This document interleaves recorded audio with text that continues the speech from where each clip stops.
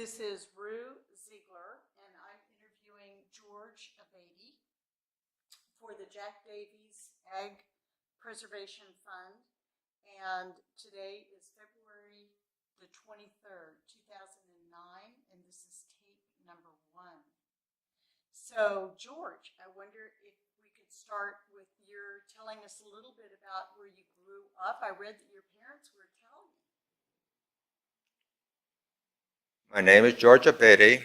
I was born in Napa at Alta Heights on Berna Avenue, and that they called Little Italy because they were a bunch of immigrants that came from the old country. And I was very fortunate to be born into a good family. My parents were terrific. They owned their own house at that time, remodeled it, and my father made or crushed some grapes there, and he wanted nothing but Zinfandel grapes from the Mosier Ranch up at the Circle S Ranch now in Atlas Peak. He didn't want a heavy wine, he wanted a light wine for us to drink. I really did not like wine. I liked it in lemonade, but otherwise I did not drink that much wine. And I went to high school in Napa. We walked to school.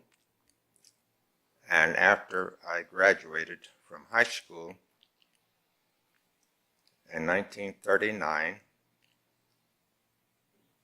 I was asked if I would like to have a job at the Napa Lumber Company as a draftsman. The Napa Lumber Company owned 6 lumber yards, and this was the home office in Napa, and I was a good draftsman in high school. That's why I was recommended. I was drawing houses. That was after the Big Depression. FHA just came in existence in about 1937, I believe.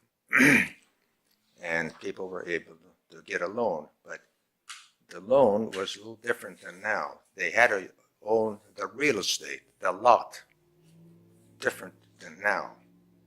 We didn't have the developers like we have today. And so they owned a good down payment. The houses were usually maybe 1,200 square feet. They had 2 bedrooms or 3 bedrooms, 1 bathroom, a single attached garage, a fireplace.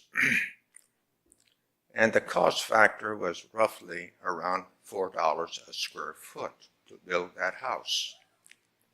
And the loans were then, I think, shorter than now. I thought they were 18 years. But I stayed there until Mr. Uncle Sam needed another man to go into service after Japan bombed Pearl Harbor. So I went into service in 1942, January. And I went to basic camp and we went to New York, Long Island, and thought we were going to go to North Africa. But for some reason, that was changed. We came back to Los Angeles area. I was up at Palos Verde we were a searchlight and radar installation up in Palos Verde, up on the top of the mountain there. And I got a call, somebody came and said they needed a draftsman at brigade headquarters in downtown Los Angeles. So I was a private. So I went to Los Angeles on Flower Street, right by 7th Street in Figueroa. And I wanted a detached service. And as a draftsman. And I had Leroy sets, and I had to do many, many signs. In those days, we weren't automated. And during that time, I drew the maps on the big plotting room, which was a huge room. And went to the U.S. Engineers across the road on Figueroa and 8th Street and had a big room in there to make those big maps and brought them and we put them back. What we were doing was something different. Meanwhile, my colonel says, you know, I've been trying to get you more rating. I was a sergeant, tech sergeant, but being you're on detached service, the outfits in the field do not want to give those to you. They'd rather give it to somebody that's out there in the field. So he says, I want you to go back to North Carolina to an engineering school. So I said, sure. Well, I needed algebra and all that stuff. And I had to go and brush up at the night school. And I went back there in North Carolina, Camp Davis, and that was a 4-month course in kind of engineering, learn how to use a transit, make closures, make maps, photography, and we went from school from 8 o'clock in the morning until 5 in the afternoon, and then we had a compulsory 2-hour study period in the evenings. And I passed all those grades. I made it, barely, but I made it. And then you get the designation as a master gunner. And from there I came back to Los Angeles and we started an operation detachment. And I was then, I believe, a staff sergeant, whatever it was. And we were only 35, and the job was to get the information center from radar and so forth and into the guns and the Air Force and whatever. So I was there for a little while, and then they needed a person down in the South Pacific. Again, as I said, I was always on detached service until about the last 3 months. So I took off and went up to Fort Ord, and I went out with an organization just to fill in someplace down in South Pacific. We went into New Guinea just for a short while, and I was on that ship for 35 days and landed in Leyte after, and I was in a replacement camp. And it was a funny thing that I was sitting there one day and walking down the street, and a man was sitting, a soldier was sitting on a coconut log, and here was Bob Cade from Napa Milling. So I chit-chat with him, and then later on I was there, and they said, well, you want to go to this outfit? I said, they really don't need a master gunner. I said, well, I finally went to an anti-aircraft outfit that had been overseas since 1941. They was on a high season. They went down to Australia and up all the islands. So I went down there, and I was a staff sergeant, a platoon sergeant. Guns, we had guns and automatic weapons, quads, 50s. And I didn't know sickum about those 90s and so forth, and radar and the quad 50s and how we would zero them in and in the airstrip in there. Then all of a sudden I became the first sergeant of that outfit. And so I was there, and with that outfit, and we moved from that outfit to Tacloban. Where I was Tanawan, the town of Tanawan. Can you spell that for the transcriber? I really don't know how to spell it anymore, Tanya. Okay. But Leyte, you know, and Tacloban.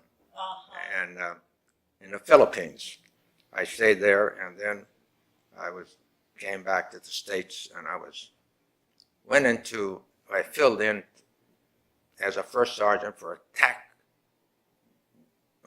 destroyer outfit, tanks that destroyed whatever it was, I can't even remember. And I was released in 1946, in February 1946. I came home and I was around here and on 2nd Street in Napa here. And one day, Bill Johnson, who I knew from the Native Sons of the Golden West, came over and says, what are you going to do? He said, you want to go to work for us? And I says,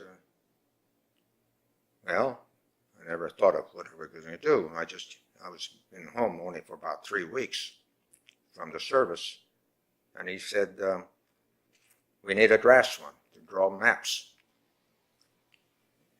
And I talked to my former boss, the Shiflets, the lumber company. How do you spell shiflet? Well, is it shiflet or Shiflet, shiflet? he knows.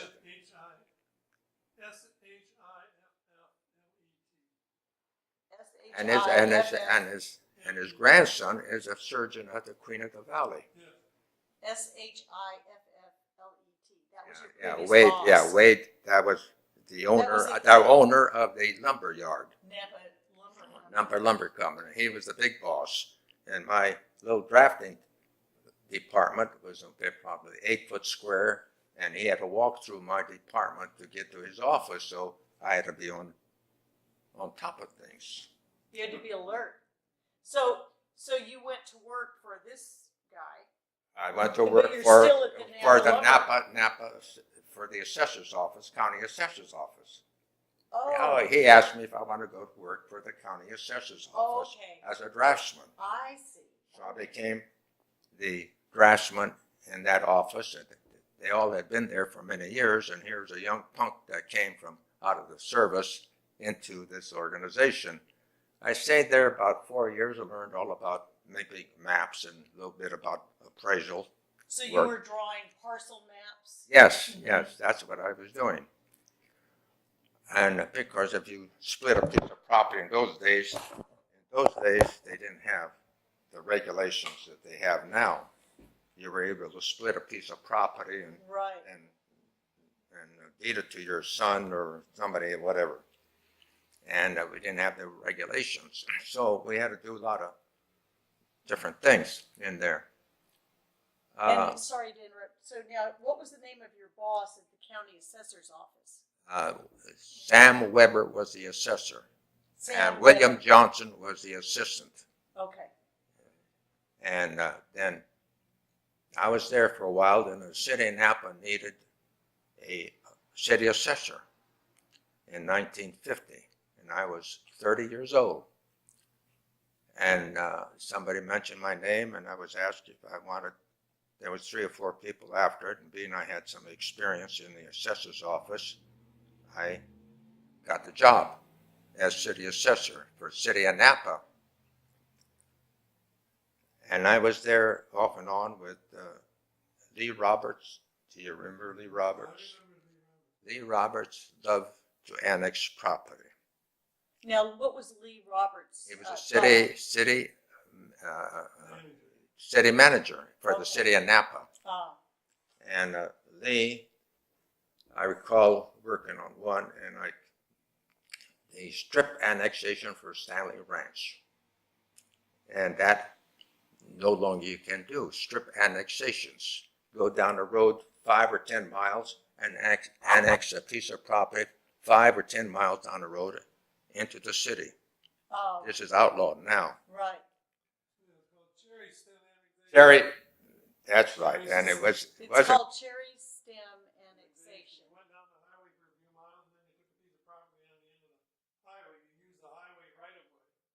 Oh, using the highway. Half of it, just half of it. Using the highway right away. Yeah, well. now it's Highway 29. No, it's the Stanley Ranch where A lot of acreage now. And then the man who bought it, well, I'm not going to say anything, that he was a developer. Yes. And he made the most of it. The man who bought Stanley Ranch? Yeah, he didn't keep it very long. Do you remember his name? No, he was a developer of shopping centers particularly. And actually he put a subdivision map in there.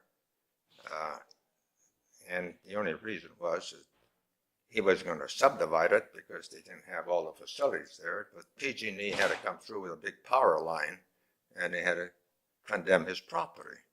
So it's no longer ag land, it's what, subdivision land?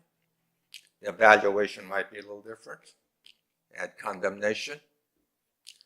So consequently, I had a lot of experience with Lee, and he never bothered me at all. I was with him for about a long time, and I was the one. He says, we need a new corporation yard. The corporation yard of the city of Napa was down there by Napa Milling. Now, sorry, what is that, a corporation? Yeah, where they had all the equipment. Equipment, supplies. They had the trucks and this and this and the city sweepers and Cement, blocks and all that good stuff. everything. And there was only about a long strip of property, very small. And he said, we need a corporation yard. And he said, and he had some in mind. I said, well, I didn't care for those. And I recall, so I said, I know one is by the Prune and Apricot Association. What's that street's name there on Long Beach? I can't, huh? Where? Where Prune and Apricot used to be up there, and where the city of Napa corporation yard down. So I was walking there, and a man, Torres, he says, I was looking at the old Prune Association property across the road, and he said, what are you looking for? I said, well, I'm looking for some land. He said, I'll sell you my property here. I got 12 acres here for $1,200 an acre. And there's a prune orchard, and it was kind of a swale and flooded a little bit. So I came back. His name was Torres, T-O-R-R-E-S? Yeah. And so anyhow, I came back and told Lee what I found, and I said, it's a natural. You have two streets. You have Lincoln Avenue, you have this street, and you have what we call that Trancas at that time, now it's Sesco, and you have railroad tracks. It's zoned industrial. That's a place to go with all your trucks and natural. So anyhow, they took it to the council, and the council went for it, and they hired Louis Azzetti to go out to negotiate the buy. Now, Louis Azzetti was a real estate man. Yes, E-I-Z-E-T-T-E. Something like that. Yeah, E-Z-Z. There's no I, I don't think. E-Z-Z. Louis Azzetti, and he was around. He became a historian, too. Yes, definitely. He wrote articles in a paper. That same one. Uh-huh. Yeah, and so they could contact Louis, and Louis negotiated a deal. When they got through by someplace down the line, instead of $1,200, it was $1,800 an acre. And he retained the house there. And of course, if I knew then what I knew now, I would have said, we'll let you have the house, a life estate on that, and we'll take it. There you go. But I wasn't that Savvy? You're just a kid. Yes, I was young. And so anyhow, they cut out about 10, 12 acres and left the house there for him to right by the railroad tracks and by the poultry producers. And that became the corporation yard for the city of Napa. And then I could see the handwriting on the wall that city assessors are now being eliminated because the counties are doing a much better job assessing, and we'll use their tax rolls instead of them, the city, having their own. They were raising, I think, $1.50 per hundred, whatever it was, a tax rate. And so at that time, Mr. Johnson, who was the assessor, asked me if I would like to come back as assistant. And I said yes. So I left the city and came back to the county assessor's office. Uh-huh. Now, what was his first name? Do you remember? William Johnson. Oh, that's right. William Johnson. So I came back, or went back to the county. We were in old hall of records, you know. Our office was quite small. And so he was there for a while, and in 1962, I went back in 1957. In 1962, he wasn't going to run and for office. So I had to make up my mind. Do you want to become the assessor? So in the last minute, I announced I was going to run for office, and I had no opposition. I made it without campaigning Really? and went right in. So, Now, by this time, how old are you? You're still. well, I was 30 years old when I went to the city, and what is it, 42. I was You're 42. About 42 Because years you old. You were born in 1920. in 1920. Didn't I tell you that? You told us where, but I'm not sure. Oh, I'm sure. Yeah. Okay. So I enjoyed it. You know, I enjoyed the job, and I could see we had a problem. County and throughout the whole state of California, and the problem was that we're cutting up land with this strip annexation, or whatever you want to call it.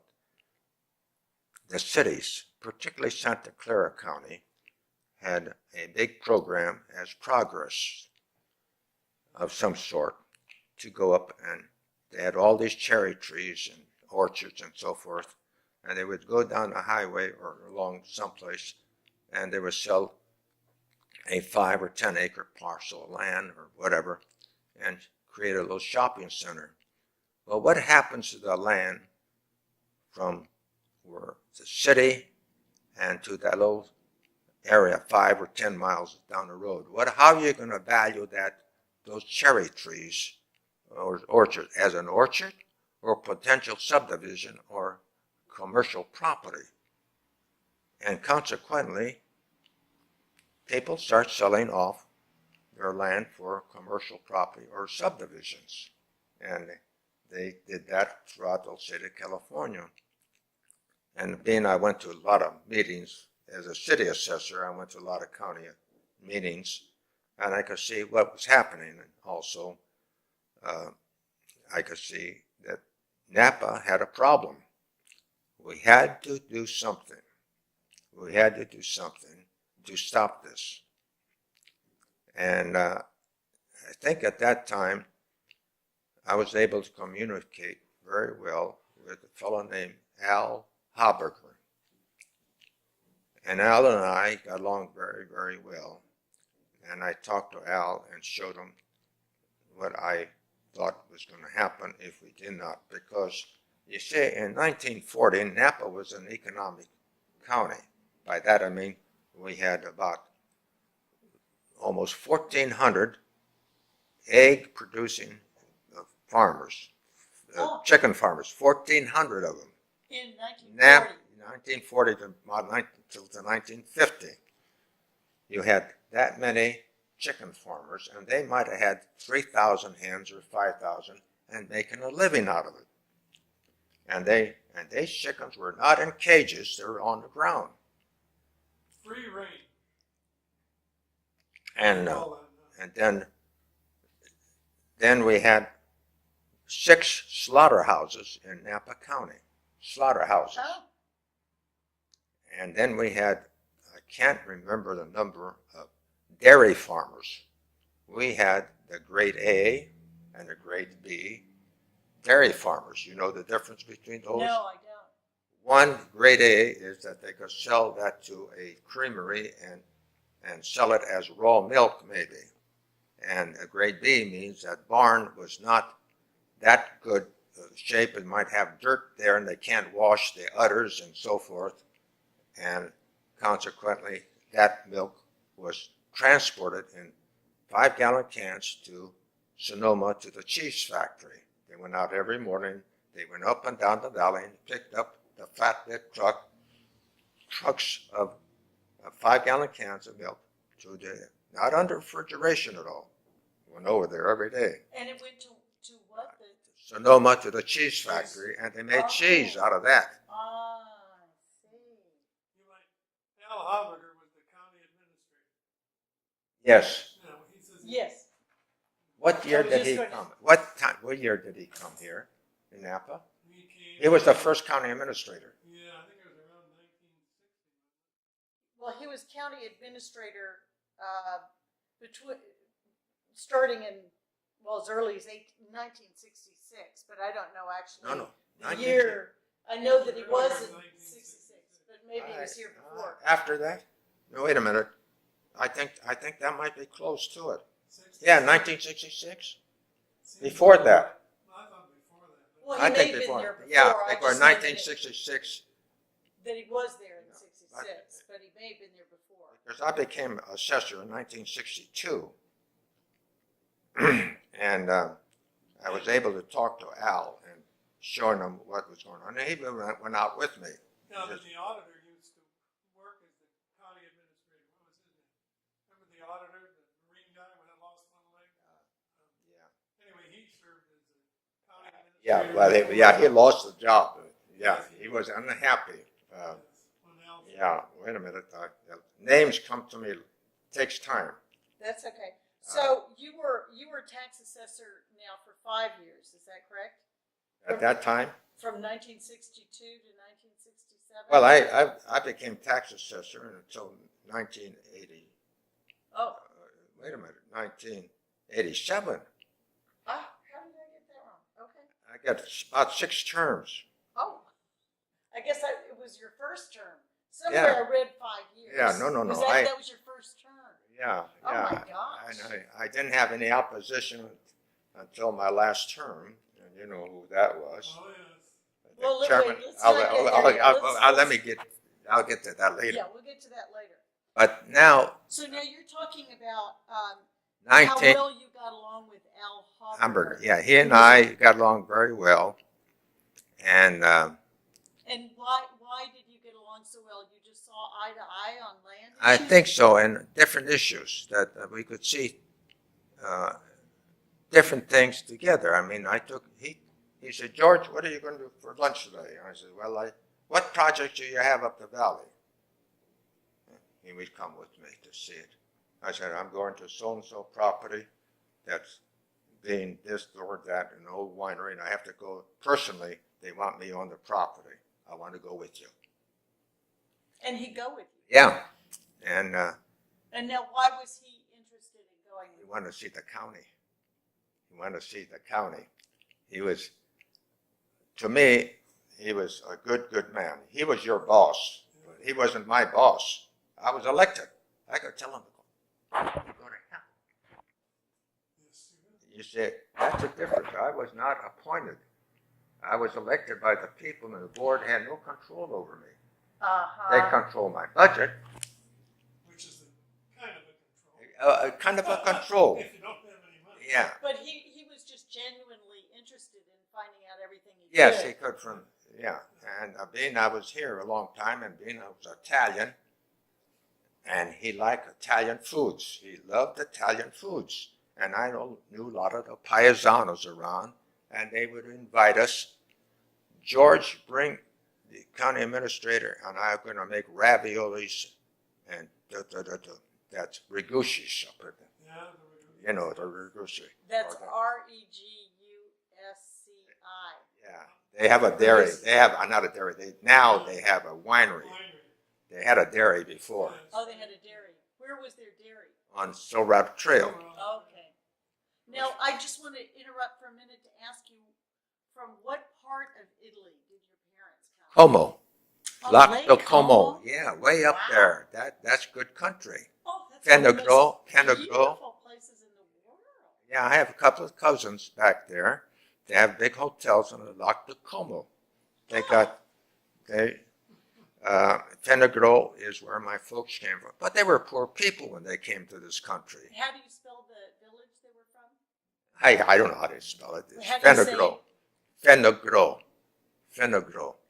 And at the village in Milano, Milano, Como, way up the northern part. Uh-huh. My father had blue eyes, and not really the dark type. It's probably mixed up with some Germans way back, you know. The boundary lines changed in those years. And consequently, And can I interrupt for a Go minute? ahead. As long as we're talking about your parents, you told me that your father crushed grapes, so he was a grower? No. He no, was he not a bought, grower. no, he bought bought grapes. grapes. He bought grapes from Circle S. Circle S Ranch in Circle Atlas S. Beach. He didn't crush a lot. He had a tank, probably good sized tank, you know, and all those pines, and they crushed by hand, and they went through all the And formation. this was for home use. That's all, yeah. And whether they needed a permit those days, later on they did, but that time probably not. And so consequently, I was the smell of the formation of the grapes and all that was great, you know, and it was part of growing up. And we had a big lot, and we had chickens, and my mother and father had a big garden, and we did very well. They didn't owe anybody anything in the remodel. I never did ask them, you know, I never did ask them. I should have asked them, what did it cost when they remodeled that house and added 2 extra rooms and a big basement and all concrete and, you know, they never said a word. I never asked him. I should have. Was he a farmer? No, he worked for Napa Milling. My Oh, father, Napa okay. Milling, and it was sacks of wheat and so forth, you know, and All right, But- well, let's but- get back then to where we were. but to get just to tell, you know, my folks were believing in the 10 Commandments. You better believe it. The 10 Commandments. Don't you lie to me. Everything, hey, right there. Very clear. Very clear. Don't tell, be honest. And, you know, the funny thing, just a little, one day I came home and I was just a little guy, came up from down the street on the sidewalk below Alta Heights. That was a subdivision. And I came home and I had a little wagon, toy wagon, or truck, whatever it was. And I took it home, and I was just not too big of a guy. And my mother asked me, where did you get it?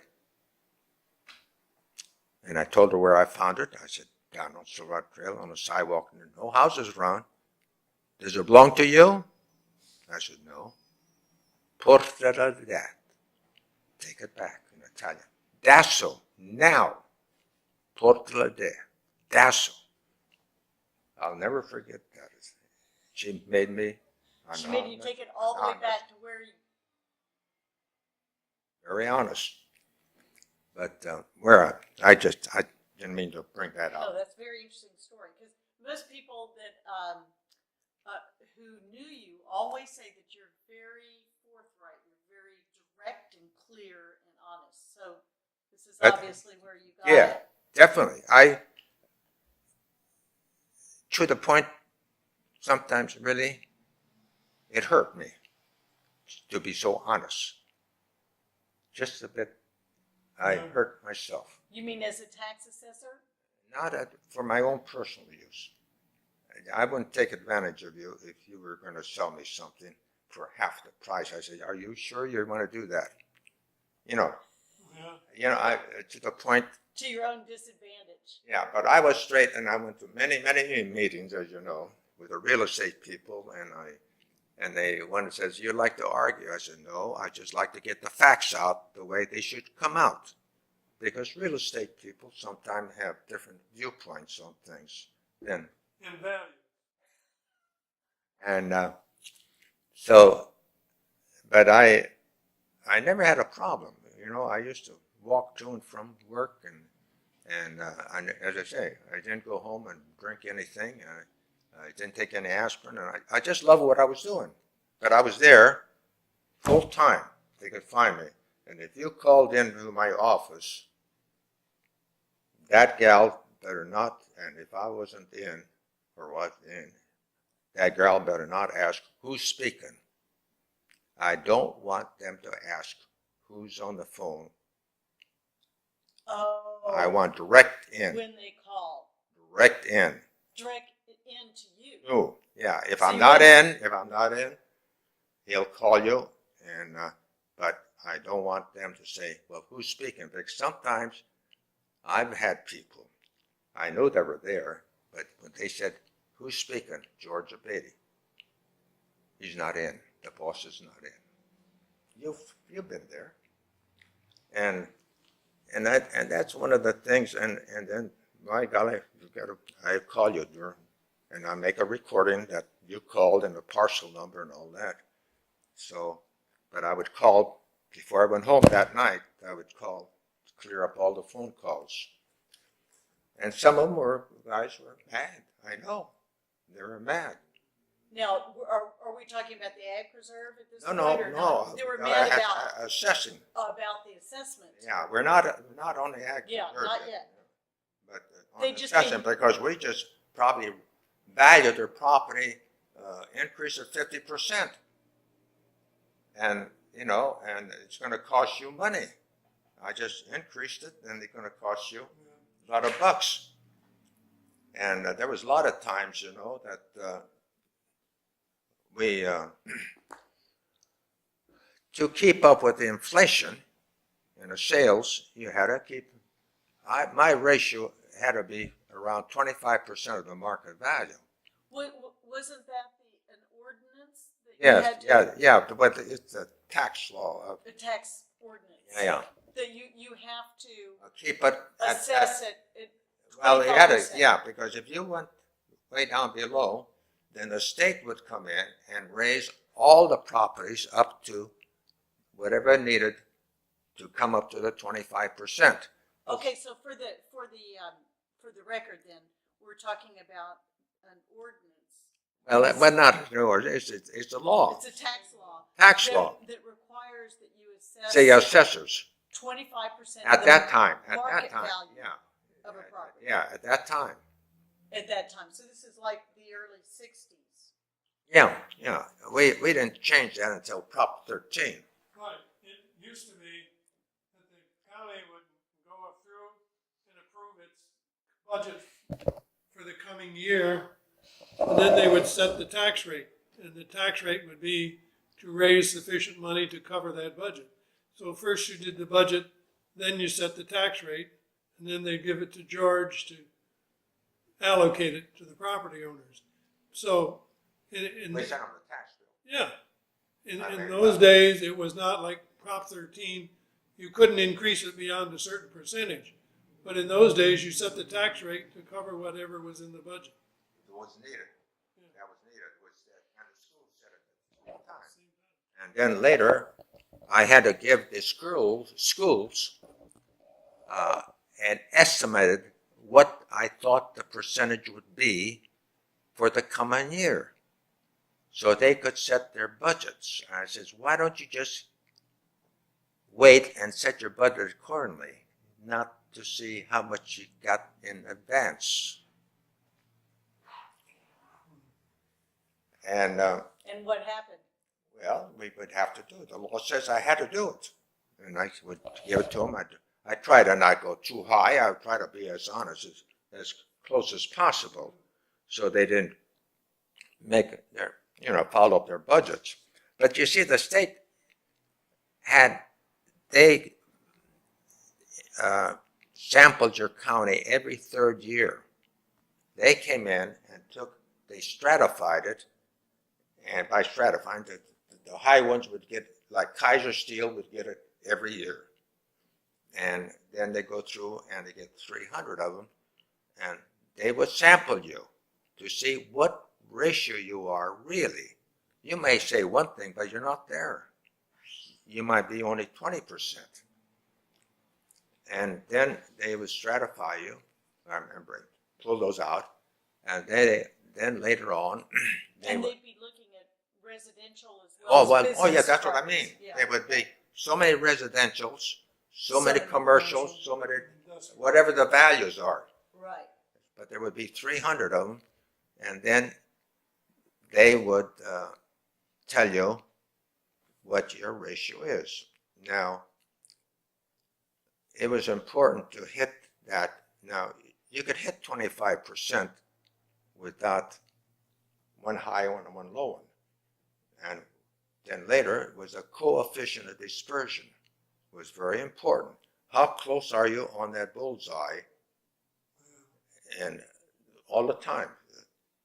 And I made that out way before to study that coefficient of dispersion. So you don't have one at 10% and one at higher. You follow me? So you couldn't have too much disparity. That's what I'm talking, coefficient of dispersion. And it was very important.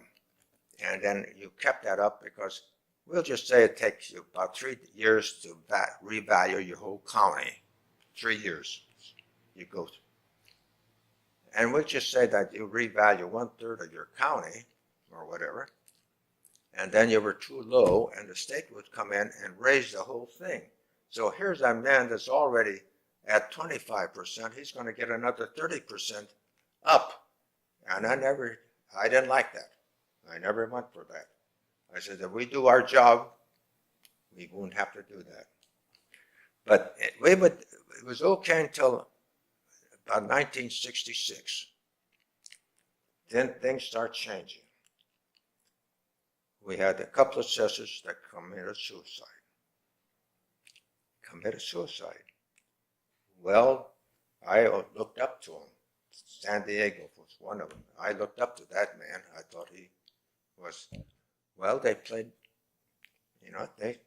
they probably took money from some big outfit to lower the assessment. Oh, You follow me? yes. You mean, so they assessed a commercial enterprise Well, high. or low, whatever. Or low, whatever. Whatever. To balance out. Well, now they just,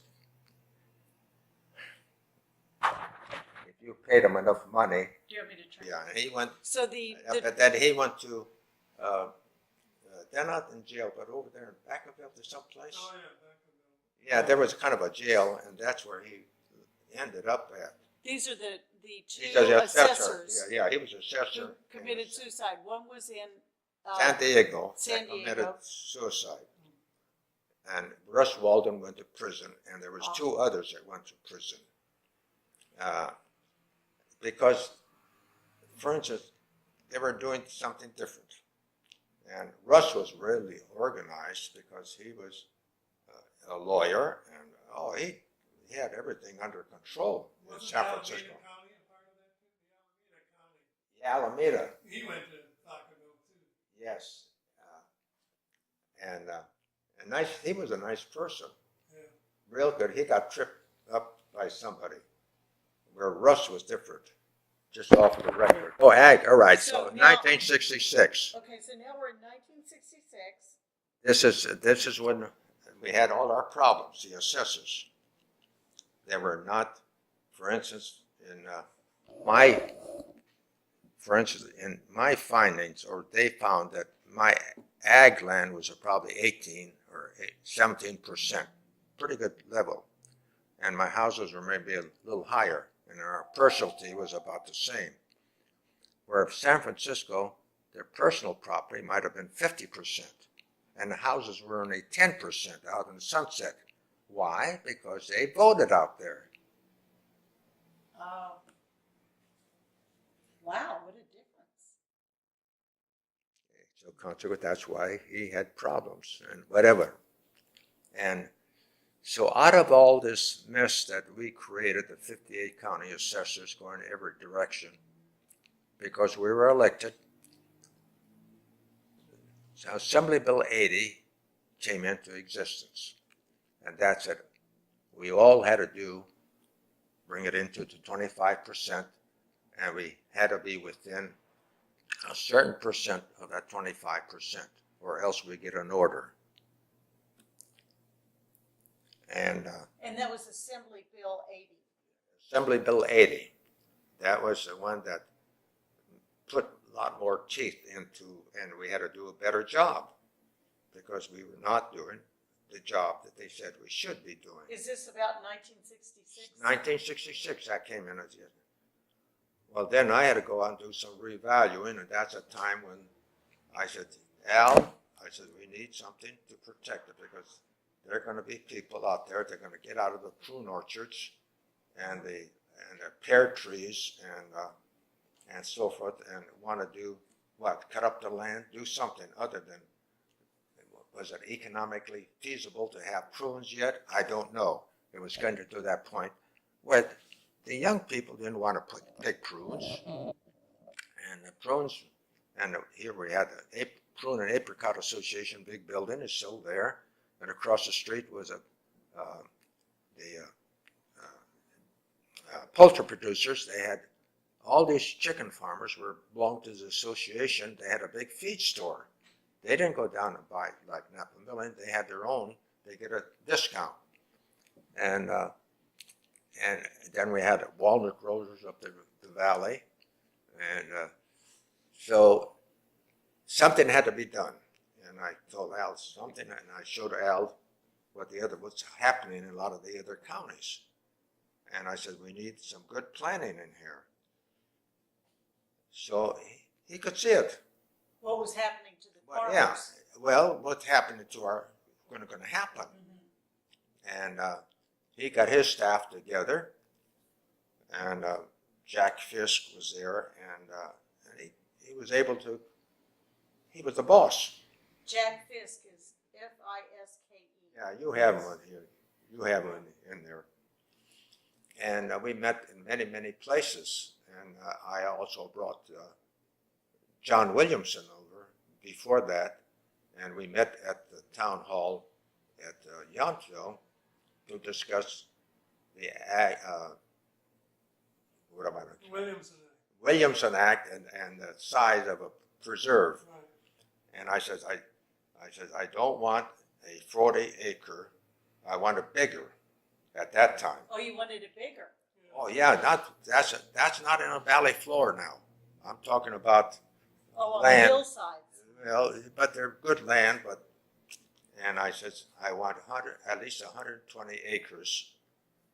Could be straight 40 acres, but I want and then I wanted a minimum income of $2 an acre. And they looked at me and they said, why? Well, if I'm not mistaken, with San Mateo, I checked theirs, and they had a lot of little ag preserves. There were only 40 acres out there. And what's the income out of a piece of property up on the side of the hill?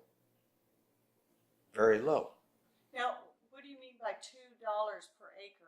That's income, the rent. Revenue. Oh, okay. Doesn't sound like a lot of money, does it? Well, no. Yeah, but if you were a deer hunter and you want to tie up 2,000 acres of land up in there, that's going to cost you $4,000. And you follow me? This is if he wants to rent his. Yeah, if he wants to put in a preserve. Oh. So if he wants to put it in a preserve. Say 1,000 or 2,000 acres up there on the side of the mountain, like Blue Ridge. We had a lot of them up there. Yeah. And he wants to rent it out. He wants to rent it out to who? It's not cattle country. It's all steep but and But rough. let's say to hunters. Deer hunter. Vertical real estate. Yeah. So you're saying he couldn't charge a rent over to? Oh, more than that he wants, but minimum, I said. Oh, I see. Minimum. Okay. At least.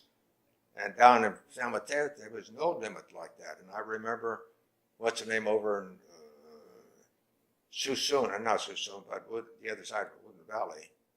And when he saw that $2, he got mad at me. He says, oh, no way. But so Williamson explained this very well. When did you come on board? I got here in early 70s. Early, okay. So this is. But the Williamson Act provided for land around the city. Yeah. To be preserved. Yeah. You had to. 120 acres, wasn't it? Well, you had to develop Oh, yeah, and you had a sign, and what? If you wanted to pull out of that ag preserve, it took 10 years. Yes, and it took 10 years to come out of an ag preserve. Those were Williamson contracts. Yeah. See the that? Williamson Act was passed in 1965 for the transcriber. Is that right? And it was called, I think, the California Conservation Act or something Yeah, like that. okay, well anyhow. And so it had a it's just that 10-year. what the assessor would do, you couldn't sell it like to a subdivider because it was going to take 10 years Get out from under. to come out from under it. So then what we would have to do is value that land at the 10th year, 9th year, at the present worth of what is it worth now if you had to wait 10 years for your dollar. It would be now worth $1, right? It'd be a lot less. So you take the present worth of $1 or whatever it is, and it'd be worth less. You follow me? Now, so that man, see, that you just keep going, it'll be 9, 8, 7, Because you're and assessing right every- here, it would be 100% of the value. Yeah, and you're reassessing every year. Yes, Because yes, we don't yeah. have Oh, yeah, Prop no, 13. that might be way up there. But Might be going up. But the 10 acres in the contract of the 10 years renewed annually unless you canceled it. So it was always 10 years until and unless you canceled it. Yes, that's right. And therefore. 10 years, you had always 10 If years. you waited 10 years, you still had 10 years to go because every year it renewed. 10 years. You just automatically had 10 years. Unless you specified otherwise. Otherwise, you start pulling out of it. If you start pulling out of You it. could notify them you wanted out and then you had to wait 10 years and your assessment went up. Oh, so even once you notified you wanted out, you had to wait 10 years. Yes. I see. So it's a minimum of 10 years. You see, the developer doesn't want that.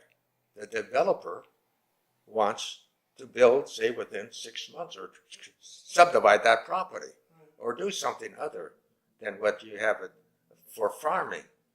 Yeah, he's not going to wait 10 Oh, years. no, no. Right. But Williamson contracts were limited to within a mile or 2 of the city. There was a limit. You had to be around the city. Yeah.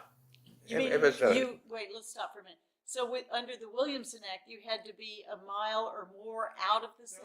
no. Adjacent to the city. Oh, Adjacent. to the city. You're not way up in the boonies. No, this was to preserve agricultural land around the city. Okay, to preserve Like agricultural a land big circle around them. around cities. And sometimes the person that signs that doesn't realize that if that land becomes good farming land, vineyard land, then the assessor has to use that value to value that. Then the And he can't do anything with that land. Maybe, whatever. For So 10 years. You're saying if it's very valuable farmland Well, and what- getting more yeah, valuable, yeah. And Then- they may imply, a higher value to it. But you can't, but it takes you 10 years to get out from under it. to get out from under it. Yeah. Ah.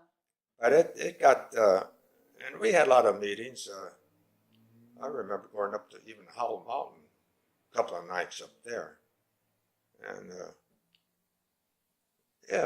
I went to a lot of different places to Well- talk about it. How many people in Napa County elected to qualify under the Under Williams? that Williams, quite a few, huh? I don't know how Too many. Who were growing grapes. Mostly these would be small They would farmers. be small farmers or people who are raising cattle, horses. Yeah, they And wanted. the advantage for them is that for those 10 years, Yeah, their tax rate was low. yeah.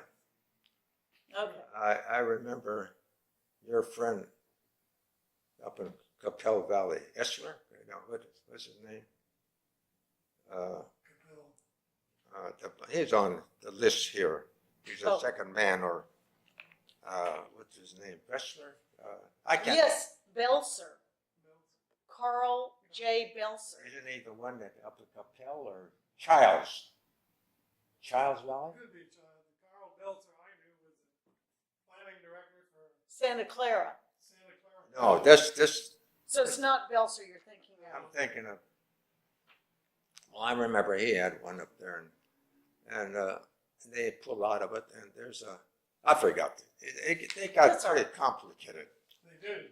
It got complicated. You're talking about the Williamson Act. Yeah, getting- the people that signed up for it, and I went to a lot of them. And for instance, I went to a Christian brother, and I said, Brother Tim, you should sign this up on and because it's costing you money. It's the income. He says, no, he says, we don't want it. He said, people may think differently about the De La Salle Institute. I said, okay. Well, now, why would he think that? Well, because there'd be an exemption on that 500 acres of land. And he didn't want that exemption to show that the Catholics were getting a break. Uh-huh. In fact, one day in the office, I got a phone call. It was from Florida. And the man said, representative, does the Christian Brothers have an exemption on all of their properties and their wineries and all that? I said, no. The only exemption they get is the chapel up on a hill. That's the only exemption they get. Boom. He wanted to make sure. They thought they were getting free. And they had the brandy, see. They had a big operation. All the money went to the De La Salle Institute. So they would have generated a lot of resentment. Where are we? Yeah. So now, Oh, we were in 1966. now and now I understand that the term ag preserve actually came out of language in the Williamson Act. I don't remember. I don't That's remember. where the terminology. Is that how we got it? Somebody asked me. I don't know. And I didn't have.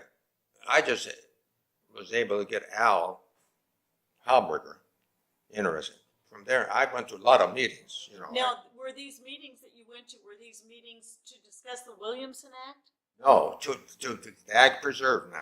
Now we're talking We're about talking the Ag Ag Preserve, not the Okay. Williamson.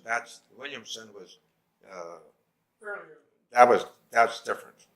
And now we're talking about the Ag Preserve itself. And we had a lot of meetings. That's before Jim came. I'm trying to think of the fellow. Now, are you talking? Are you? Vernon Cotter was the planning director. Vernon Cotter? Yeah, but the man he never came to a meeting. Well, he was the planning director. I know he was, but he had Derek Borgwardt. Borgwardt. It's Borgwardt. He was That's the it. assistant That's a man that planning director. he was the assistant. Yeah, he was the assistant. He just And worked he in was the office. secretary of the planning commission. Okay, he was just assistant to the planning director. Yes, and consequently, he was there, and Josh Fisk, and I don't know. Aldo Delfini. Alvo Delfino. Delfino. Oh, Delfino. Alfino was there. Ag commissioner. Yeah. And they were at the meetings discussing what size, I imagine, whatever. Economic unit. was what they Yeah, called what it. they, and I said, I wanted 40 acres. And I finally had to settle I went along with the 20. Now it's 40. Yeah. Were these just community meetings? Yes, Before. No, well, anybody could go. Yes, but these were before the planning commission actually had its formal hearings? These were informal community meetings before? Yeah, before, just to discuss it. All Just we're doing, to talk about it. just to talk about it. Okay. That I was pushing, what I was pushing for. They were trying to, I didn't have anything to say after that. It was, Who would organize the meetings? Would it be your office? I organized a lot of them, and Al did, and Jack Fisk. And the biggest meeting we had, I didn't organize that one in St. Helena at the high school. That was a big meeting. And there's the pros and the cons were there. They were bitter enemies by this time. They didn't talk to each other, friends, bitter. And I remember Larry Soleri's son-in-law was the attorney, not Yeah, Cotter. Remember him? Yeah, I remember being I up. have it. Larry Soleri, is it Cotter? Not Cotter. No. Cameron Baker. Cameron Baker. I think wasn't So Larry's son-in-law, wasn't it Cameron Baker? That must be it. Yeah. Yeah, I think that's it. Larry's son-in-law represented the opposition. And at that meeting, I recall, we had an intermission. I mean, and then the pros were here and the against were over here. They sat at different ends of the room? And this is in the St. Helena High School. Yes, at the high school. And I recall Baker. There was a Baker? Cameron Baker. Cameron. That's what I thought. Young guy, and he says, what a question for me. If we go into the ag preserve in the valley floor, are you going to lower our assessment? I said, I have it. Now, can you imagine? $800 an acre value on the valley floor. $800. I said, no. I said, I'm going to raise it to $1,200. I'm going to increase it. That's what we're going to do, regardless whether we go into the preserve or not. I'm going to raise it to $1,200 an acre. Silence. That was a big meeting, and but I don't remember many other big meetings. The planning commission minutes show that you and Al were what they call, I guess, an information committee. You used to appear before the planning commission. Yeah. Both of you, and I saw that in the board of supervisor minutes. But you spent a lot of time with the planning commission. Yes. Yeah, I put a lot of time in. In the evenings, I went to a lot of. You went to a lot of meetings. Oh, definitely. And I didn't get. I was just the assessor. But the big question was what impact creating a preserve would have on the value of the land, which actually it increased the value rather than decreased it. Yeah. Afterwards. Yeah, it increased it because then. But as you said, it was going to increase anyway. Well, yeah, but it was going to increase, but differently. For commercial property, to put a house on a subdivision or something. I'm talking later, where it was no longer an economic unit for a cow and a calf operation. No longer economic, or prune trees, because all of a sudden prunes did not sell. Now I buy prunes, and I think they're only $2.99 a pound. And when I picked prunes when I was a kid, oh, those stupid prunes. And actually, we went through a lot of meetings. I don't remember them all, but I know I was there to participate if they need any information. And who was moderating the meetings? Planning department or the planning commission, some the board of supervisors, some Bargord in a letter said that there was a total of 55 meetings held over a year and a half period about the ag preserve. Is that right? So wait, listen, that's important. So Eric Borgward said that there were 50. In a letter, he wrote a letter to this lady saying the preserve was created after 55 public meetings. Over a year and a half period. In 1.5 years. Year and a half year. I know we had a lot of meetings, Jim. That's extraordinary. And we had a lot of meetings, and there was people. And that was the planning commission, or board of supervisors. It's probably a combination because he didn't say planning commission. He said a total of 55. But that's a lot. That's a lot of meetings. That's extraordinary. He was there as he was very good. Borgworth did a very good job, and we had then Learnhart was the attorney. Mervyn Learnhart. Yes, he came and he sat in as a. He was a young attorney. He kept us in order, Okay. And so. And would Al come to the meetings? Not all of them, but he was there. A lot of them. he and I attended a lot of meetings. I don't remember. I was young and I was, hey, let's go. And I wasn't home that much in the evenings, my wife tells me. But And she'd remember. Yeah, it would have been very hard on home life to well, keep up with all those meetings. because I was very much interested in it. Something had to be done because I was born and raised, and I could see things were changing.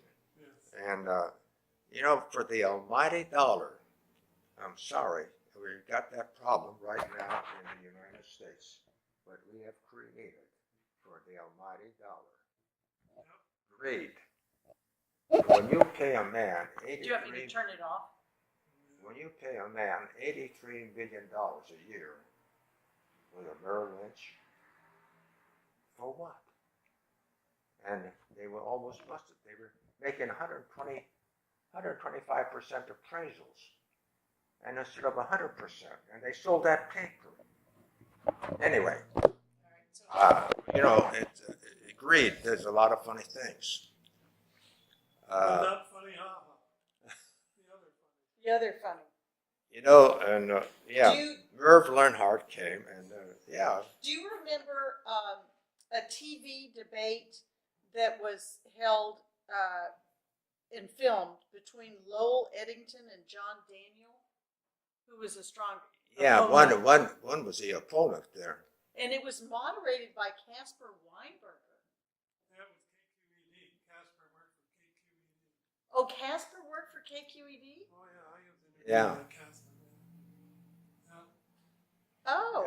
John. So if I wanted to find it, I might be able to find it. I think you're probably. Yeah. And that would have been in 60. Do you think it would have been in 68? That close to the Maybe pretty vote? close to it. Yeah, 67, 68. I threw 67 in.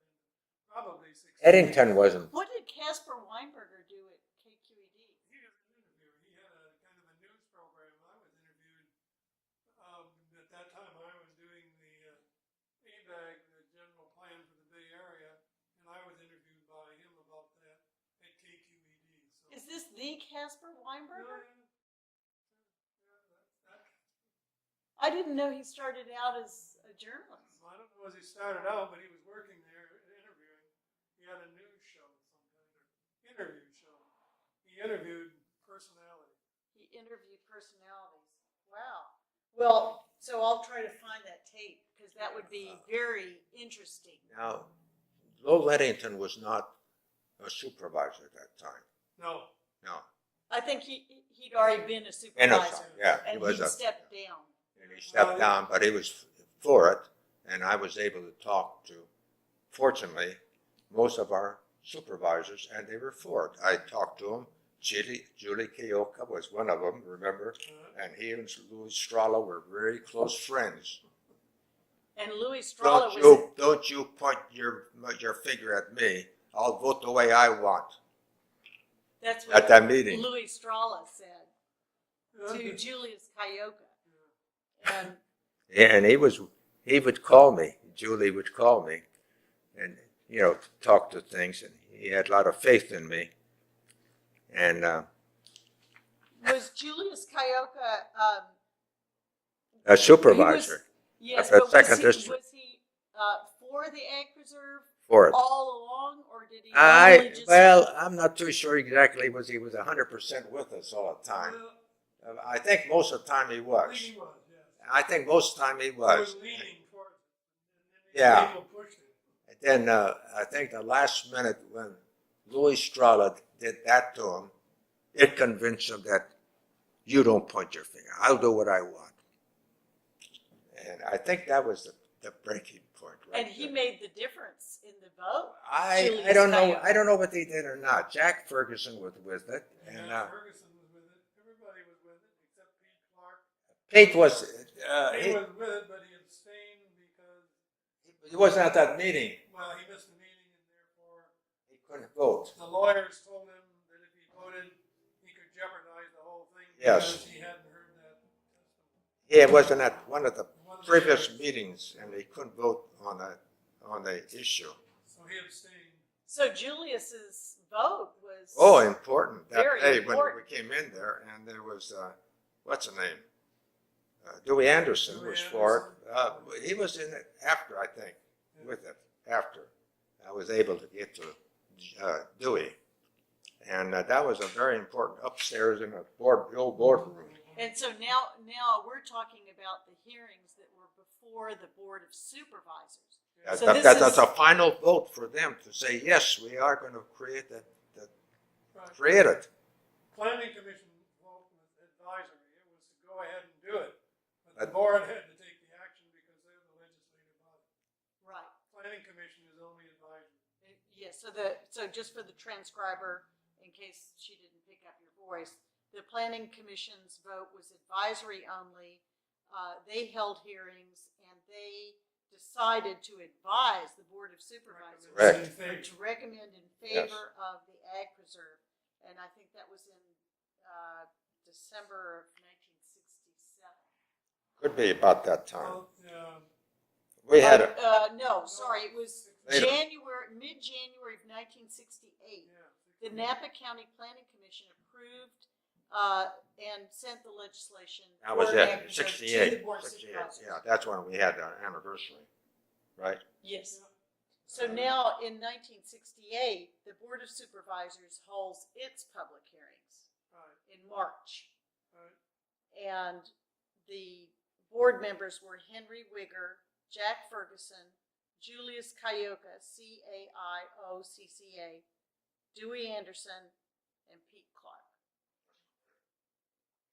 And they approved it in December of 68. Yeah, but then in the summer of, They voted in April of 68. is that when it went in?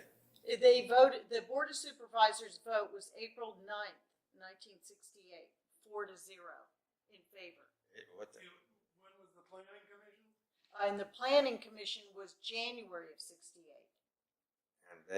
and they was 1968 when? April? You said Yes, the April. Board of Supervisors vote. Well, in 1967, in one of the 50 some odd meetings we had, I don't know how many, I never counted them. I planned, we were getting close to doing something in 67, if I'm not mistaken. And I said, well, gentlemen, let's set the meeting in my old office. That was an old garage. Had an old garage, and I converted into an office. And it was a very comfortable, and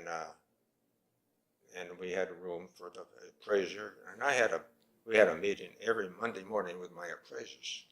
I had a meeting with them. Where are we going this week? And I had a checkout list and all that BS and all that, and to keep track of things. So at this particular time, they're going to let's have a meeting on, Al says going to have a meeting, or somebody decide we're going to have a meeting or planning on the ag preserve. And the board members are going to be at that meeting, the board members. And Borgworth was there, and I said, well, I have it in my office in the back because I have a big table and I have all the maps there. Oh, and meanwhile, I had somebody in my office go through and check. We took an inventory of the 33,000 acres. How many? 1 to 3 acres. Remember, Yeah.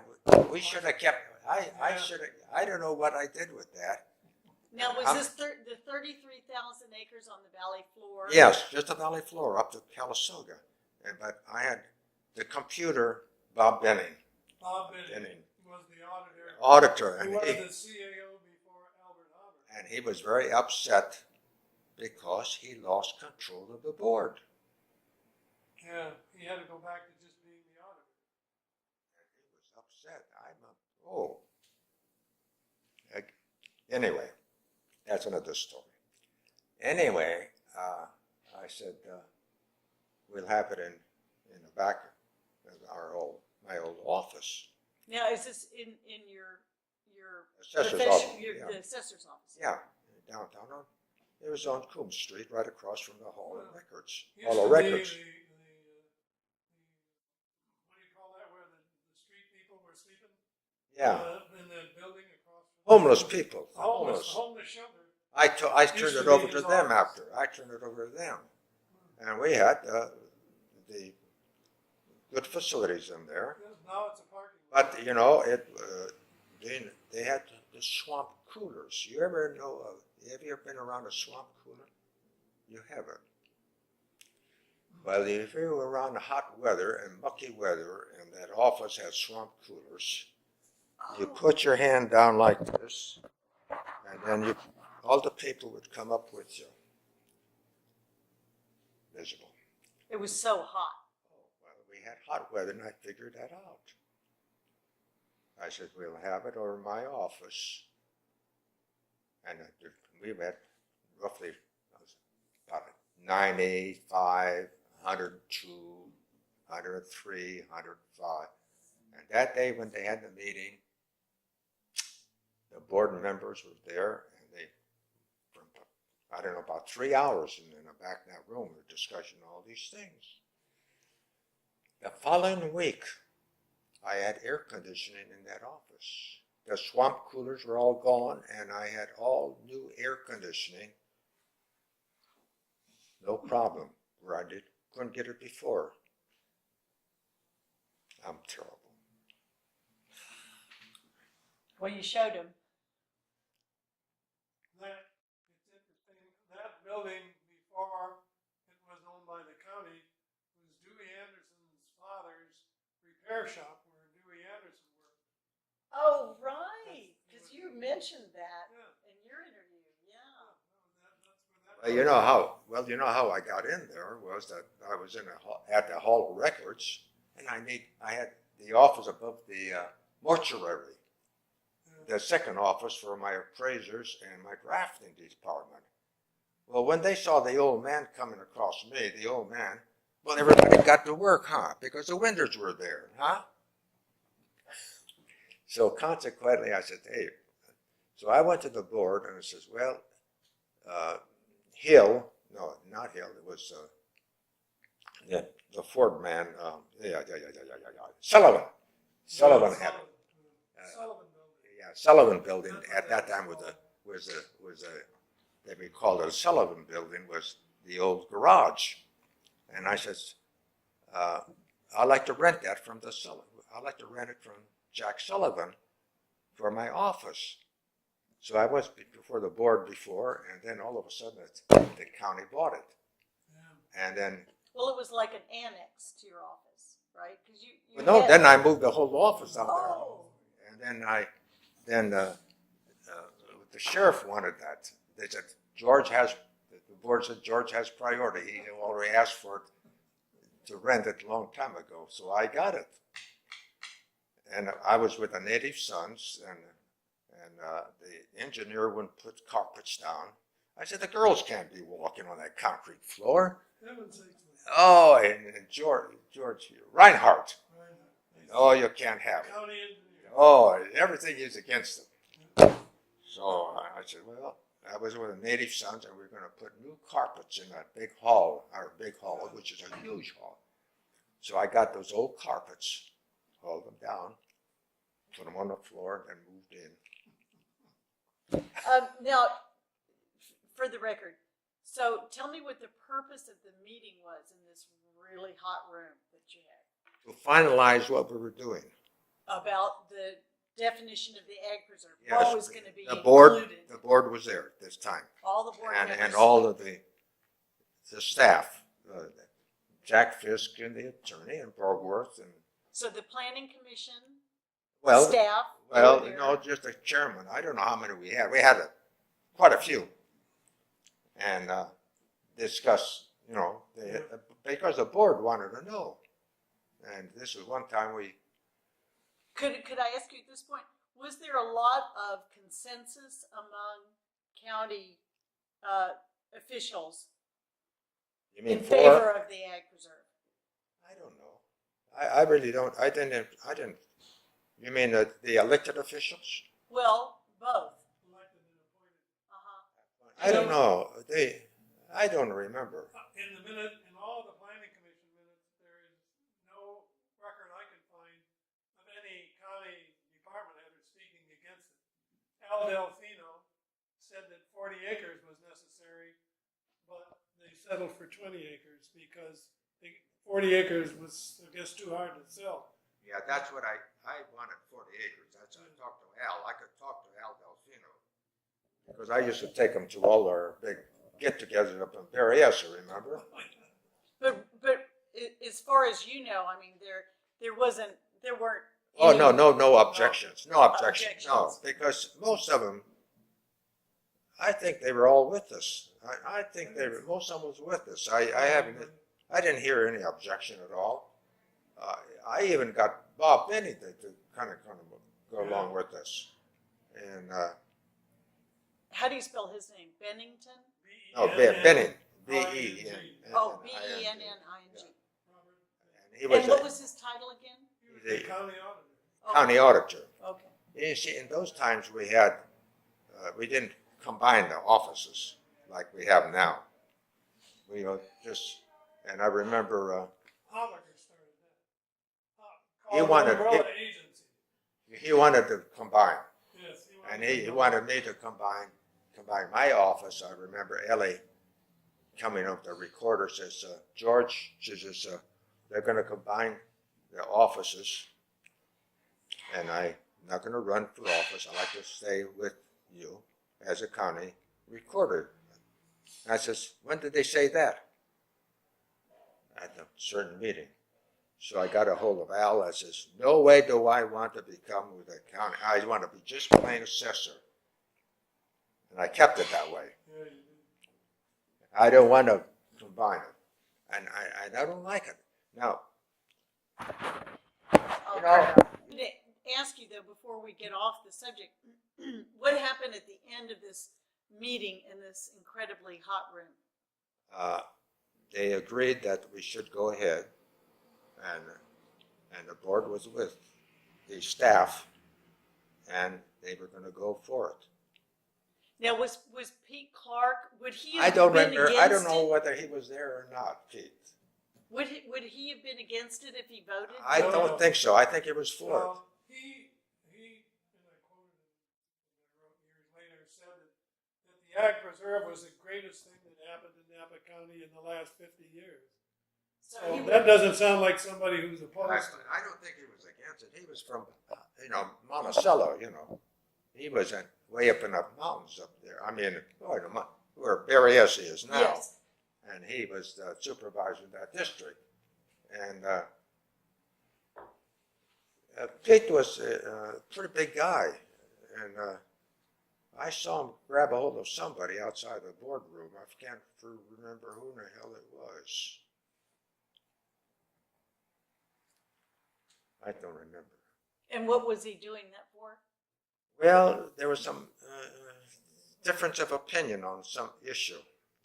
And Related to the Ag Preserve? I don't Oh. remember. I know he got, So he was tough. yes, he was a big, tough guy. Big guy. Oh, he was big, physically. Oh, yeah, no, it's small. But, So there wasn't a lot of contentiousness in this meeting. no, not that I know of. Not that, And you I came, didn't run the meeting. I forgot who ran the meeting even. and you came out with the idea of 40 acres, or did you I drop wanted it down 40 acres, and then they dropped it to 20 acres. I thought 40 acres. That inventory that we took, had the gal check all the acreage. I forgot how many 40s and 80s and whatnot. And you see, a lot of those people were against that owned the property. There was a lot of people in the ag that weren't for us. In the valley floor, they were against it. You know why? Because here I have, say, 40 or 50 or 60 acres of land, and I would like to cut it up and give a portion to each of my children before I die. And I want to cut it up. Or I may want to sell some so I could get along better in older life. You could understand that. And it was, Now, what was the inventory? This was well, I had a gal, Al Hauberger wanted an inventory of how many parcels of land were in that 33,000 acres.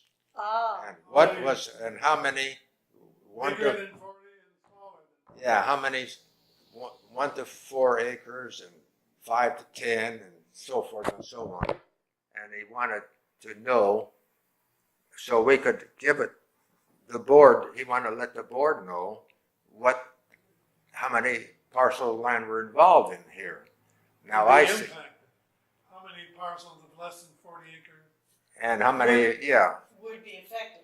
and how many 80s, you had a lot of 80s in there, you had some 80 acres and maybe more than that. And so So she did this, my girl did it. she And, did the whole inventory. well, she sat there and just kept going from map book to map book. You had her, That was tedious. well, oh yeah, and she had, you would, how correct it was probably close to right. The data processing couldn't give it to us for some reason. They couldn't do it. It failed, and so I took it over to do it, and I didn't charge them anything. I got enough staff to do it, and I had a good person doing it. A good person. Yeah. Marilyn Tennant was one of my better persons, and And she's the one who did it? yeah, Marilyn T.E.N. Tennant, yeah, and she did the inventory to check, and she came in as an extra help, and I created permanent extra help, if you want to call it that. But it was one of the more interesting things. Then later on, we were very lucky after this went through. Oh, the supervisor on the 2nd district, the guy that later on took Ferguson's place, we were off of it, huh? Yeah, oh, I turned it off. Now we're on. Okay, so now did you go to the Board of Supervisors meeting where the final vote was made? Yes, I did. I was there. You were there. Yeah. I was up there just. How did you feel about it? Well, I was happy. I knew they were going to go for it. I was told that they were going to make it, and So it was no surprise. it was no surprise that they were going to do it. And it took courage. It took courage for them to do that. I thought they did a good job, and we're lucky to have those people going for it. It took a lot of courage because I don't know if they got any opposition after that, any of them, for voting for the ag privilege. Can you remember? They got lawsuits, including the Daniels and that bunch. Oh, yeah, John Daniels. Yeah. Yes, now I wanted to ask you if you remember anything about that. From 1968 to 1971, there was this legal suit that was filed against the Ag Preserve. And Dan York, I think, was the attorney. For Napa. Napa City, though. For the city, yeah. For the county, for the Yeah, county. York was for the county. Yeah. For Did the- you it was find the name of Daniels' lawyer? John Daniels had that. John Daniel. No, I have not found the name of John Daniel's lawyer. That was a law firm in San That was Francisco. a law firm in San Francisco. You could get that from Irvin Learnhardt would know. 'Cause he's He a lawyer. couldn't remember. Oh, we couldn't? But I'll call his office back and see if he can go through his files. John Daniels had the winery. Yeah. Yeah. Let me go through Ferguson's file. I got Ferguson's file and see if I can find a reference to it. Oh, if you I'm could, that. supposed to turn those over to the museum. Oh, if you could, that would be great because Yeah, Melvin couldn't was remember. really, he was against it. But it was a very prominent San Francisco law firm. Yes, yeah. Wait a minute. Okay. Powerful. Oh, the gal, is she in a wheelchair now? She's an attorney? Alioza? Yeah, what's her name? Alioza. Gavio, wasn't he the one? No. wasn't that He firm? represented one of the. Oh, they was for the Mondavis. Mondavis, Yeah, that's the one they represented. That's when he was there. Yeah, So now Dan York represented the county. County of Napa. He was a legal counsel. Yeah, okay. Dan was a man that did not talk too much, but he did a good job. He did. Oh, he was a good attorney. Why? Why do you say that? Well, most attorneys sometimes they want to give you about 10 pages. But you're saying Dan York was very efficient I think so. and fair. His daughter's still practicing law Yes, here in yeah. Napa. Yeah, York is his daughter. They have attorneys too, and they do good jobs on living trusts and We everything. might put them on the list. York, look at the law firm in town. Right across And from the it's called courthouse. York? I think they still own that building. They still own that building right Yeah. across from the courthouse, and those are Dan York's. There's the two of them. They're Oh, and the firm is called York. York Okay. and York, I think. York and York. Yeah. They were, Dan York died. oh yes. Ferguson says that. He's in the Hawaiian Islands. Yeah, but he says that Learnhardt did all the legal work. That York wasn't that involved. York with what? Not that involved. Oh, he Learnhardt was did never most of it. involved. To my knowledge, he never came to a meeting. He said Dan. Learnhardt. Learnhardt was there. Learnhardt Was there. he crafted the language. Well, he's For the the one. ordinance. He was always the one there. He came all the time, but not Dan. To my knowledge, can't remember Dan. He going. was Mervin's boss. So do you remember anything about those 3 years during which the legal suit was I'm active? not, no, I didn't follow it. You had enough other problems? What's that? You had enough other problems? I had to some keep you other busy? problems at that time to comply with 1966 Assembly Bill 80. And the State Board of Equalization wasn't always that friendly with me because I got the assessor from Solano County to go over when they were going in Sacramento discussing the Assembly Bill 80.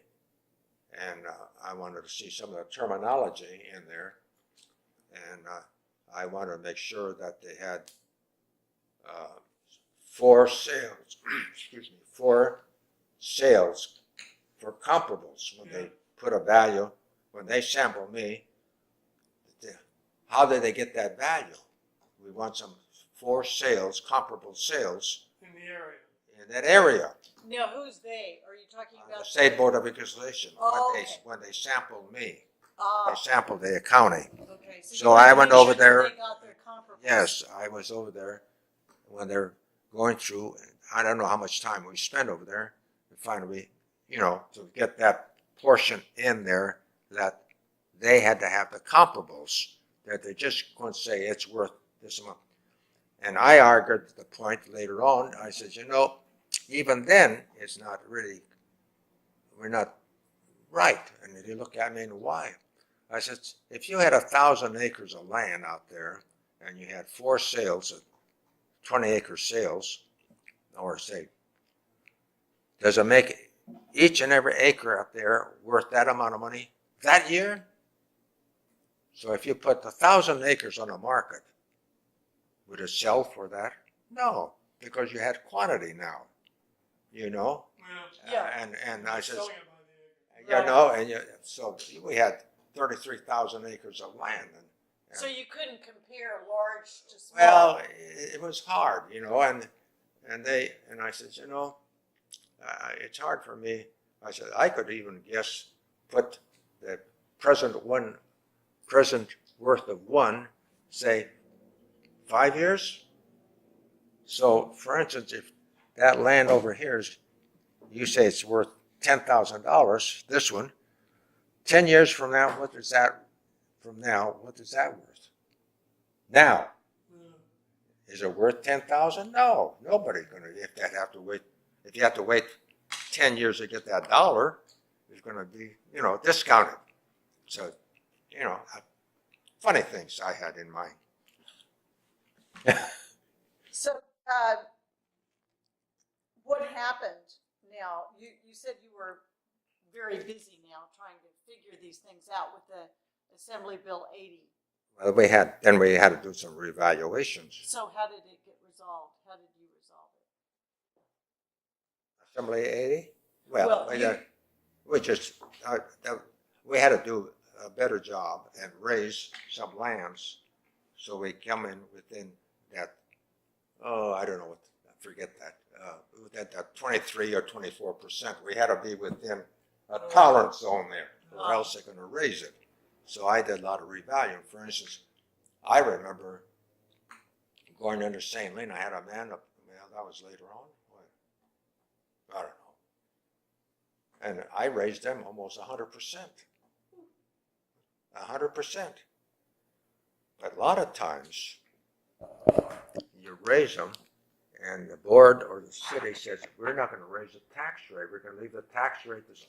Well, I mean, you were in a kind of delicate situation, weren't you? Because It didn't bother me, though. It didn't bother me. But I mean, you had to worry about tax revenues, having sufficient. No. Revenues. No, we did not. I didn't talk about. Money was never involved here. No. With the Valuation. That's it. And they didn't go down. The value didn't go down after the went into preserve. In fact, it went up, but it did not go down. The value. The only time the value went down in the county of Napa when Prop 13 came, and that was in 1978. That was later on. That was different. That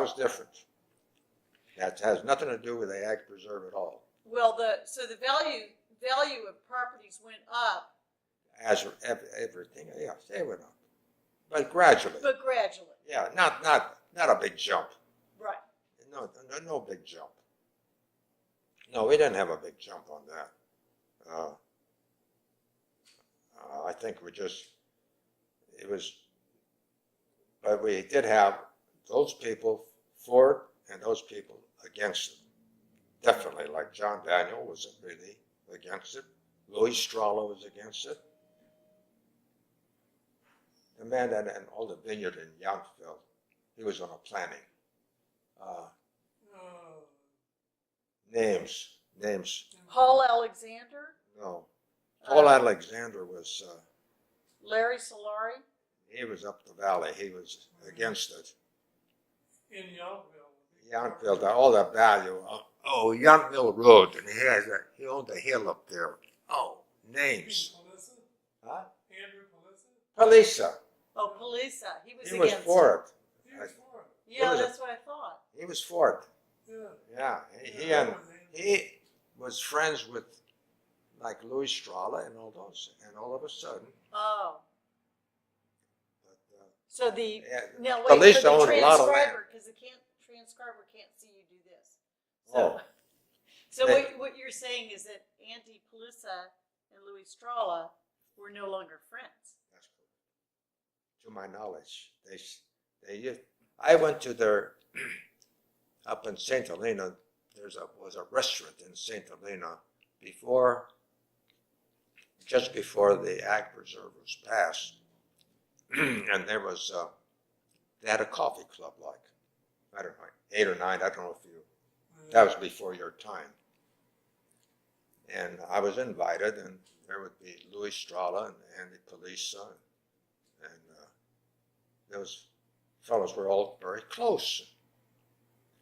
And after the Ag Preserve, no longer the breakfast club. No more. That was the end of the coffee club? Now, you said the banker up there in St. Helena, Bank of America, you had his name. Paul Alexander.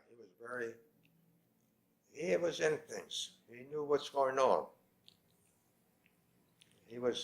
I don't know if he was with it or against it, I'm not too sure. He was against it. Was he?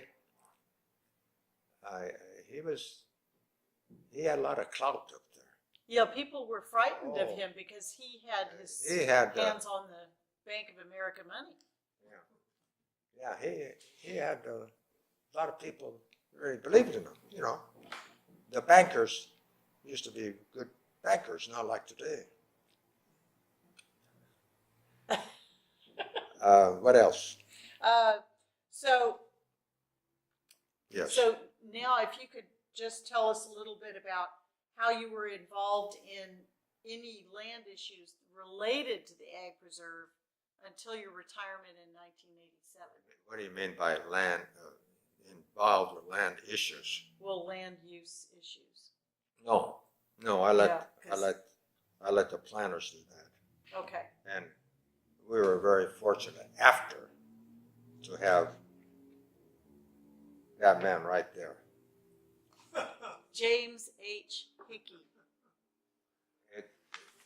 He did a tremendous job, you know, and he wasn't afraid. He did his job. Some of the blue supervisors didn't like him. Had a job when they We had Haberger, Okay, so you're talking about the 4-H club that met and took care of things for after this passed. After the Ag Preserve. Yeah, the 4-H club was very united. Haberger, Hickey, Hamilton, and Hackett, the attorney. No, wait, Engineer? who's Hackett? He was a County attorney, a county counsel then. What was his first name? Steve, and a very explosive temper sometimes. Yes. Made his life as a trial attorney in San Francisco before he came to Napa. Wow. Yeah. Oh, He represented four different law firms and did all their court work. Oh, well, Then he came to Napa. that was a change. yeah, his wife lives up in Silverado Trail, and he liked horses and all that stuff. Good native son. He died young. Yeah, What was he, 62? yeah. 62, 63. Yeah, I was just with him just before, and oh, he helped me tremendously afterwards. With what?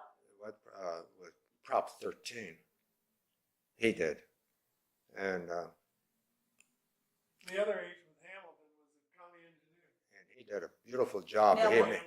he What was an engineer, Hamilton's first name?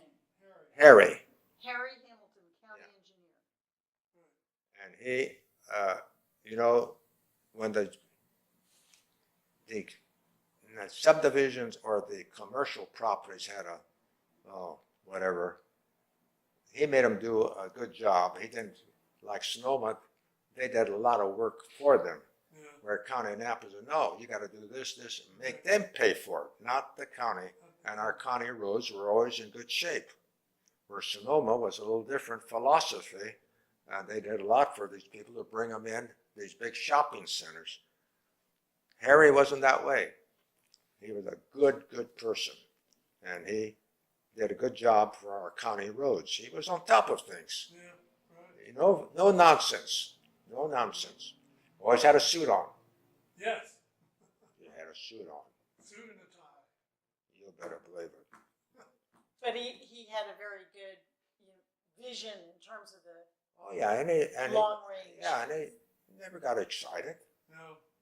Very calm, and he's still around.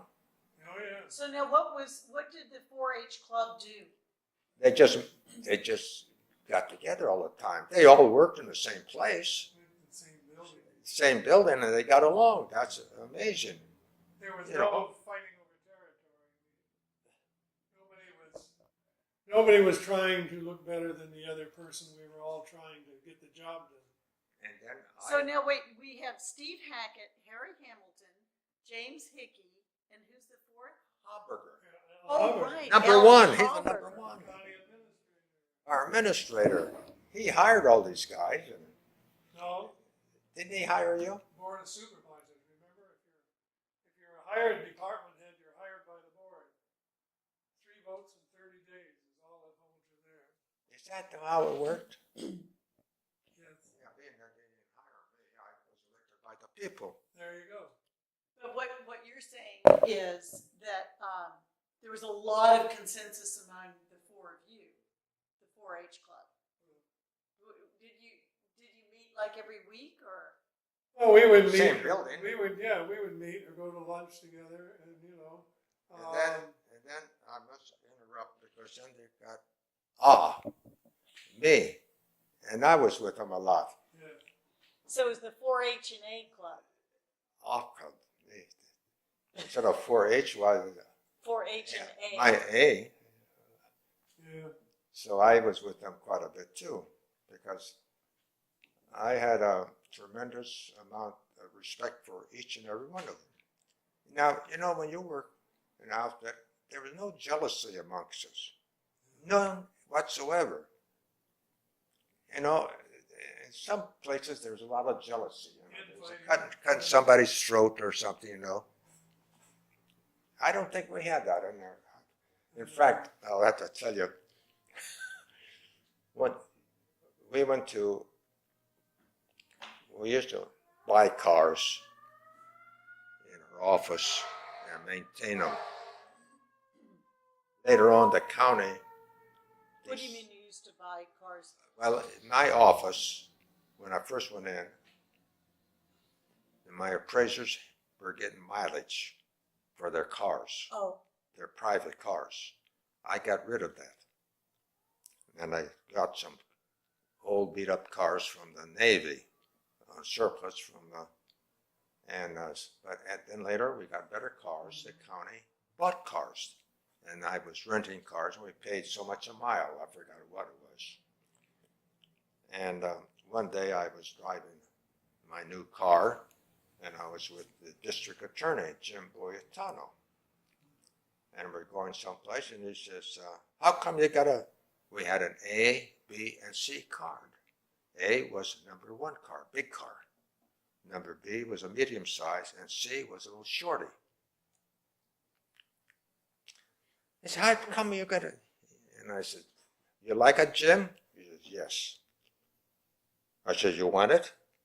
I'll trade you. He had a Fairlane, medium size. I don't want a big car. So we went down and transferred. So I gave him the big car, and I got his medium. Now, when I went out to your ranch, do you want me to come up there with a great big car and value your property, that you're a hard worker and you're out there with your boots and cleaning the horse manure and all that? No, I got an older car to go out there. very clever. But Now, when the lawsuit was going on, of which no John problem. Daniel Didn't did bother. John Daniel make phone calls to you? And No, John Daniels I'll have to tell you about John Daniels. Another story. I valued wine. Inventory. They paid tax on wine. Personally. Now they didn't do it. They eliminated that. But we were using the federal report that came out on the value of wine. The Central Valley wine was 35 cents a gallon. North County wines were 75 cents. I said, that's ridiculous. And the price of grape, I forgot what it was, and $1,500, whatever it was, whatever. And so I told what I was going to do.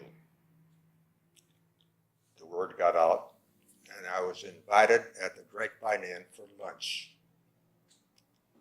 John Daniels was right there, Bob Mondavi, myself, and Henderson from Christian Brothers. You know, he would, and John Daniels takes out, and I told him, I said, well, I'm going to raise it to about $1.20 a gallon instead of 75 or 78 cents. that's ridiculous. He takes out his slide rule, and I says, John, put that slide rule on, you know. I said, I could use a slide rule too. I don't need it. I says, you know what it, divide 150 in that price, and what did it come out? 150 gallons to a ton.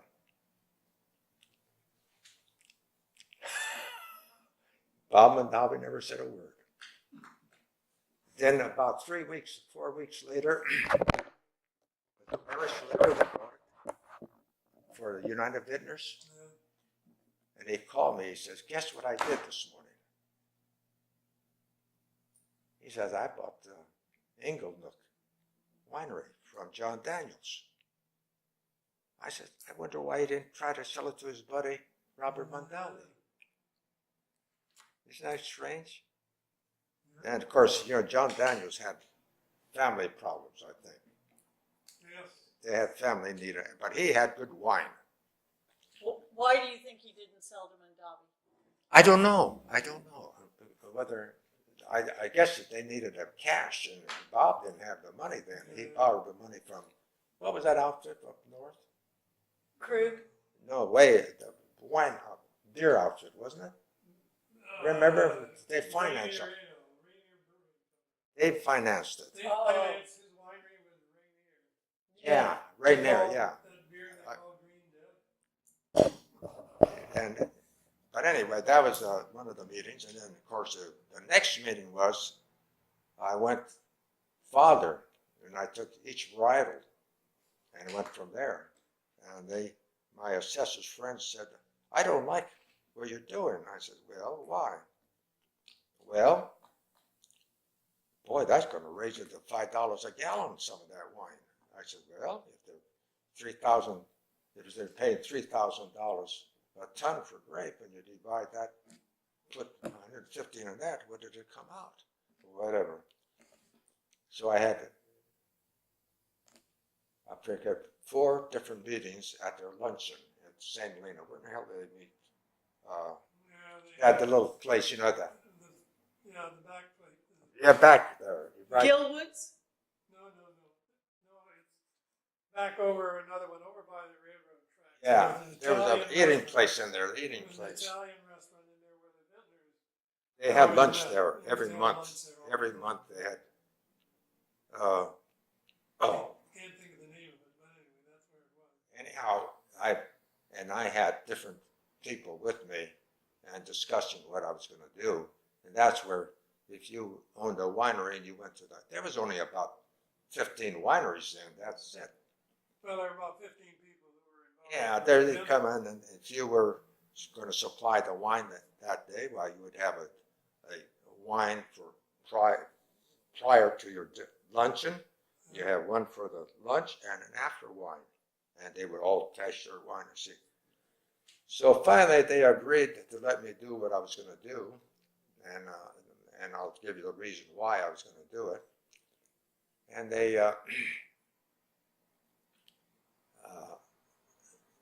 said, but we're not going to send you those records, because then you would give those records of what our cost factor is to a competitor. I said, well, then they had their attorney there, their forms, accounting firm, whatever it was. We'll see it to him, and all he'll give you is the bottom line. I said, that's all I want. The cost factor from the time you crush the grape until the first Monday in March. What's the cost there? And the reason I went that way was, they said, well, the other wineries said, I says, because we're getting new wineries in here, and they're buying their grape. Now you're fully integrated, and you're not putting the right cost factor on a ton of grapes. So you show it only the cost, whatever it costs you to raise a ton of grapes, probably 50%. So if you had a winery and you're fully integrated and you're not fully integrated, we'll be assessing you twice as much for that 100,000 gallons of wine as is over there, because his would not show the true value. You follow? Yes. The only time they got hit was when they paid income tax, that's Right. all. Because, and some of the assessors, and then one of them got in trouble over in Sonoma because he was, you know, there's no equalization here. You're paying, you know, when you have 200 wineries around, and they don't have any vineyards, but they buy the grapes, they contract from that man, and they pay full price. So their gallon of wine is costing them more than a man's fully integrated. That shows in the books anyhow. Where he's growing his own grapes. You know, He's not, yeah, right. you know how long I was able to put that on? Ronald Reagan, wine people, 1 year only. 1 year. Yeah, I only could assess it for the first year, if I'm not mistaken. Yeah. Well, because then they stopped it. Well, they claimed that it was too much tax on the vintage wine. We only had 2 million gallons of wine in Napa County at that time. Yeah. And they were blending, these wineries were blending their wine and the Valley wine. Central Valley wine. 35 cents a gallon. But anyhow, that was a lot of meetings there too.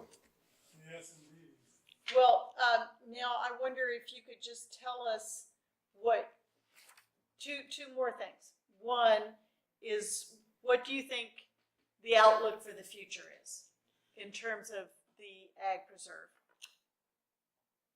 Well, you mean the Valley Floor Ag Preserve as it is? And also yeah. the hillsides. Didn't they extend that? How many years?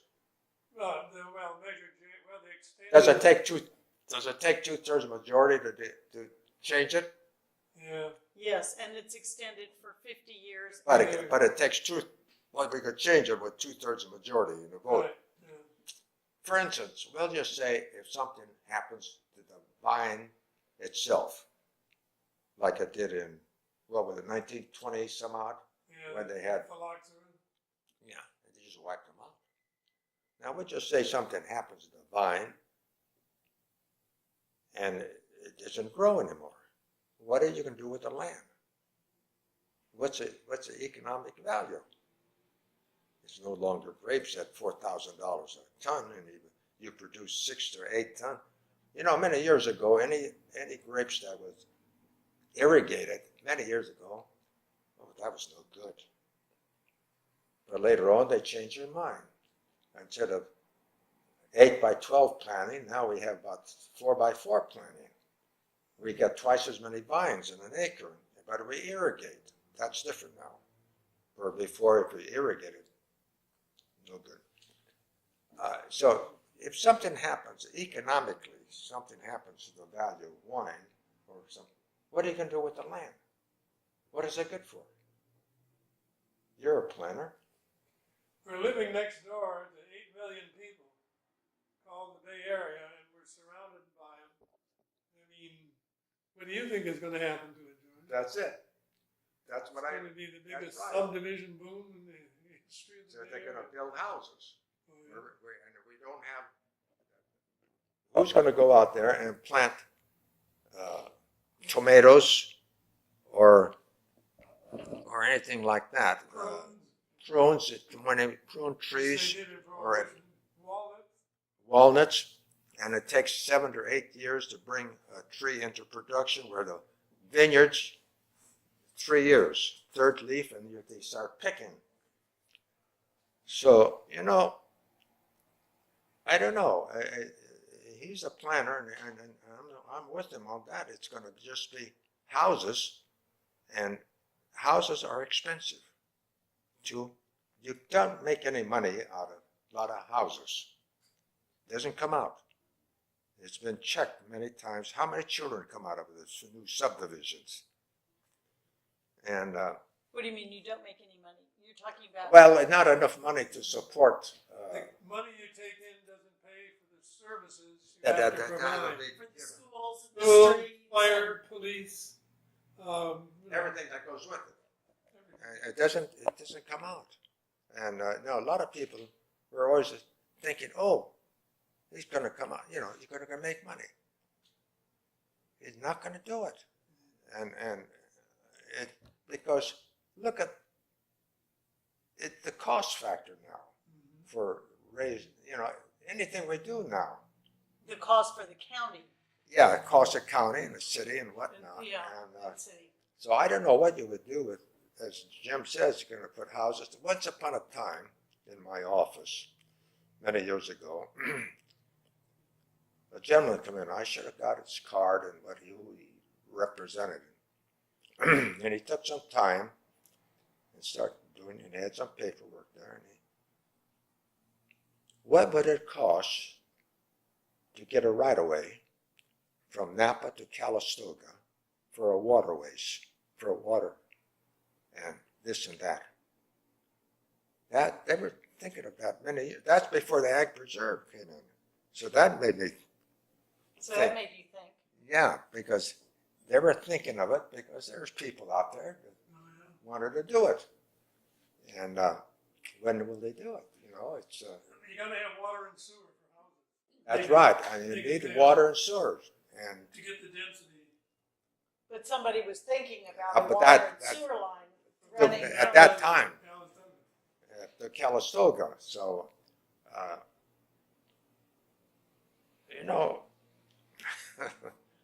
I guess I'm against progress.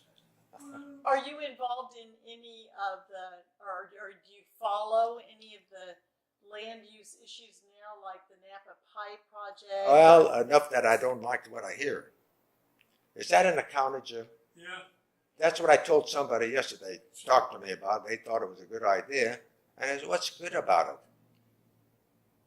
And I said, I don't think it's in the county. I don't know why the board even let them get as far as they did.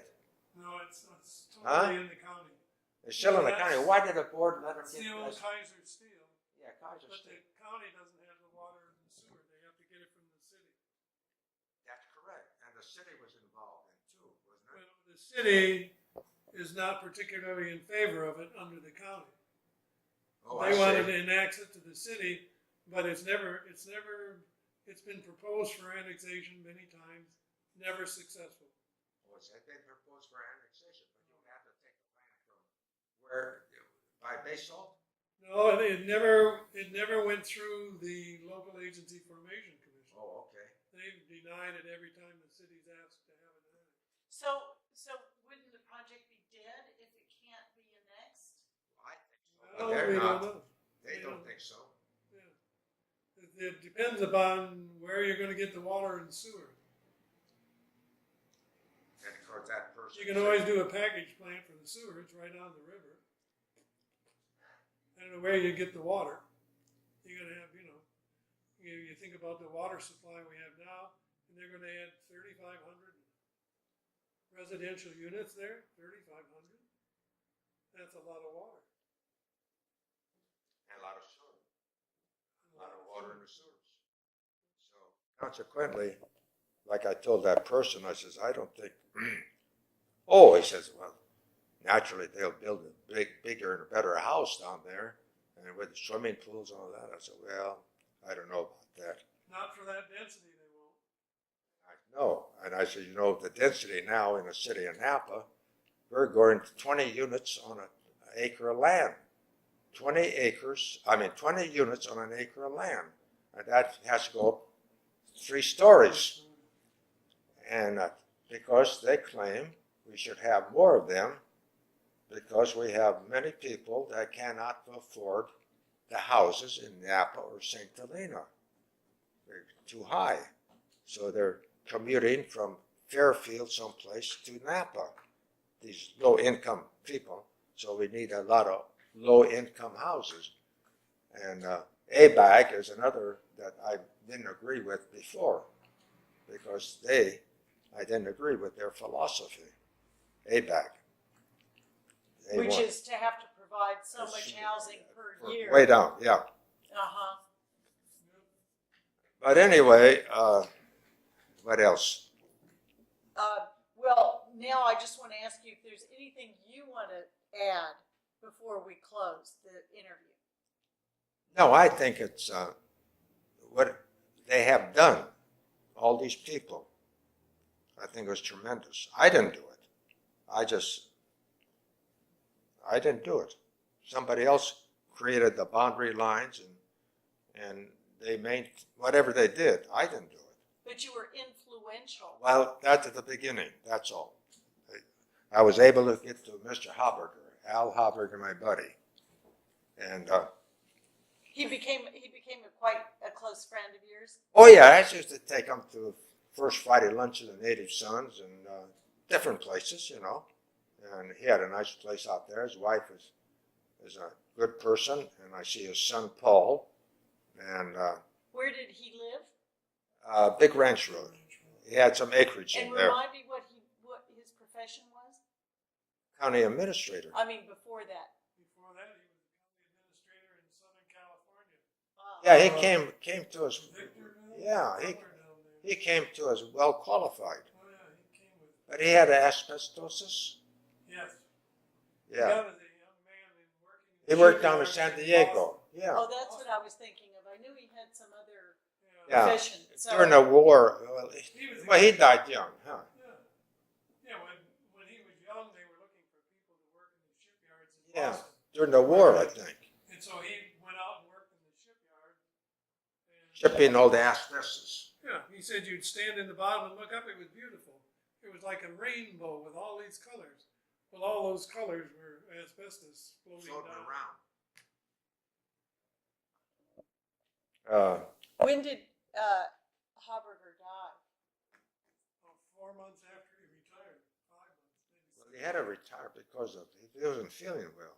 Yeah, I know it, but he died very short time after. He Yeah, retired. because he put that room on, you know, on the side of the house. Do you remember when he retired?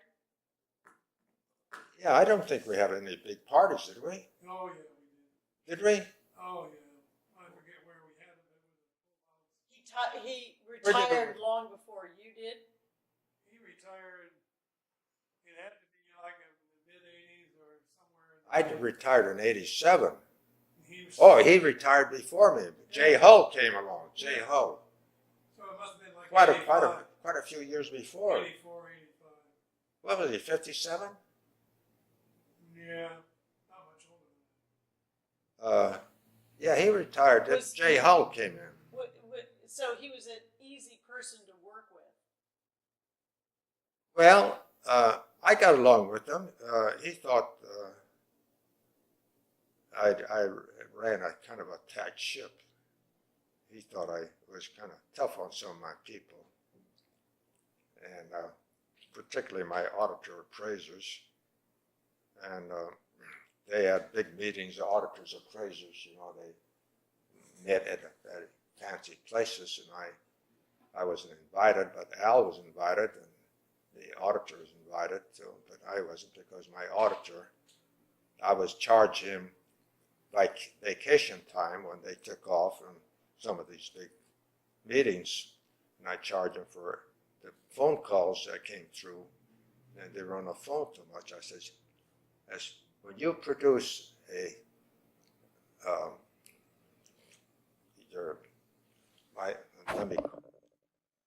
for instance, we have to close a tax roll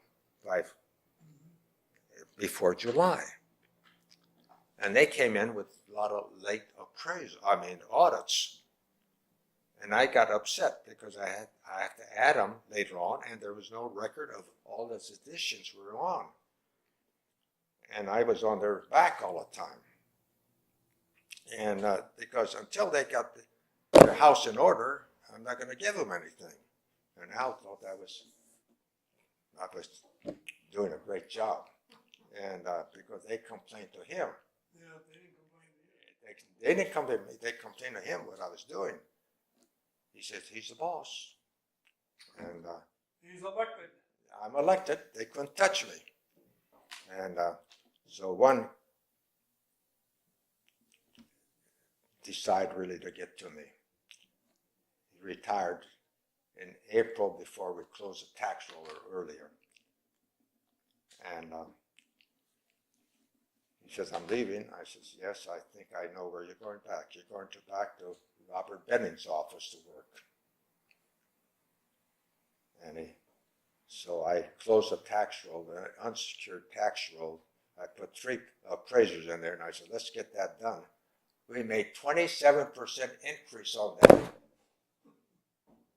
With that, them doing it. I've been around the block a couple of times. Let me just ask you two quick questions. How many staff did you have working? 43. 43. Yeah, about 43 in our heyday, I think. And My appraiser, I forgot how many appraisers I had, and I would change the appraisers every third year. They changed their location. By that I mean, the man that worked Calistoga area was there only for about 2 years. Then he came down in South Napa.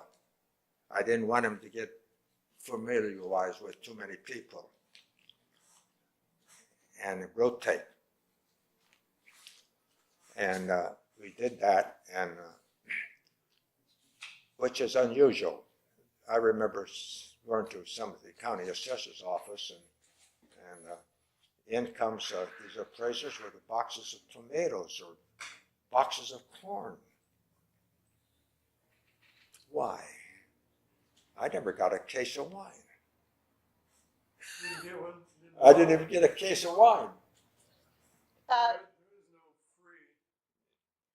And then, another thing, you create like, and for instance, if you're out in a field and you've got a big job, stop at 12 o'clock and go in your car if you're going to go under a tree and eat your sandwich or lunch. I don't want you out there at 2 o'clock in the afternoon. You're going to finish your job and then go and eat your lunch. I get a phone call and say, hey, one of your cars up here and the man's sleeping under a tree. Is this how you run your office? You had the same thing. You had the same problem. Building inspector. so now you retired in 1987. And I was, You lost the election, or? oh no, I made it. Oh, I forgot about that one. You were going to tell us about. Yeah, well, I was at the old office, I think, and the chairman of the board of supervisors came to me, and a good man, and Dal Marks. Oh, yeah. Dal, and he was a professor. He was a professor. MARTZ, and he was Yeah. a professor at Pacific Union College, and he had an expert in computer science, I guess, and all that stuff. And he was involved in some of the planning on the board or whatever. So he says, I'm going to run for office next year. And I was 62 then when he came and talked to me, and he was about 4 years younger than I was, not a hell of a lot more. And I thought about it, and I was thinking. So I said, well, the hell with it. I'm going to run. So he ran and filed, Yeah. and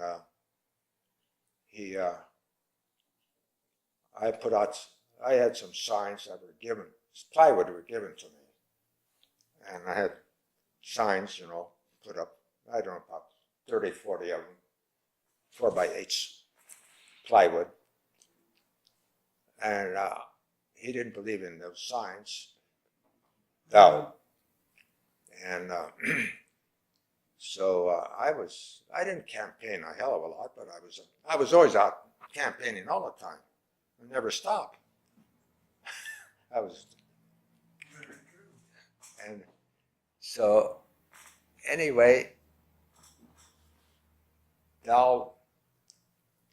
we went to the radio station, had to go on Yeah. chit chat and phone calls, and then we had meetings.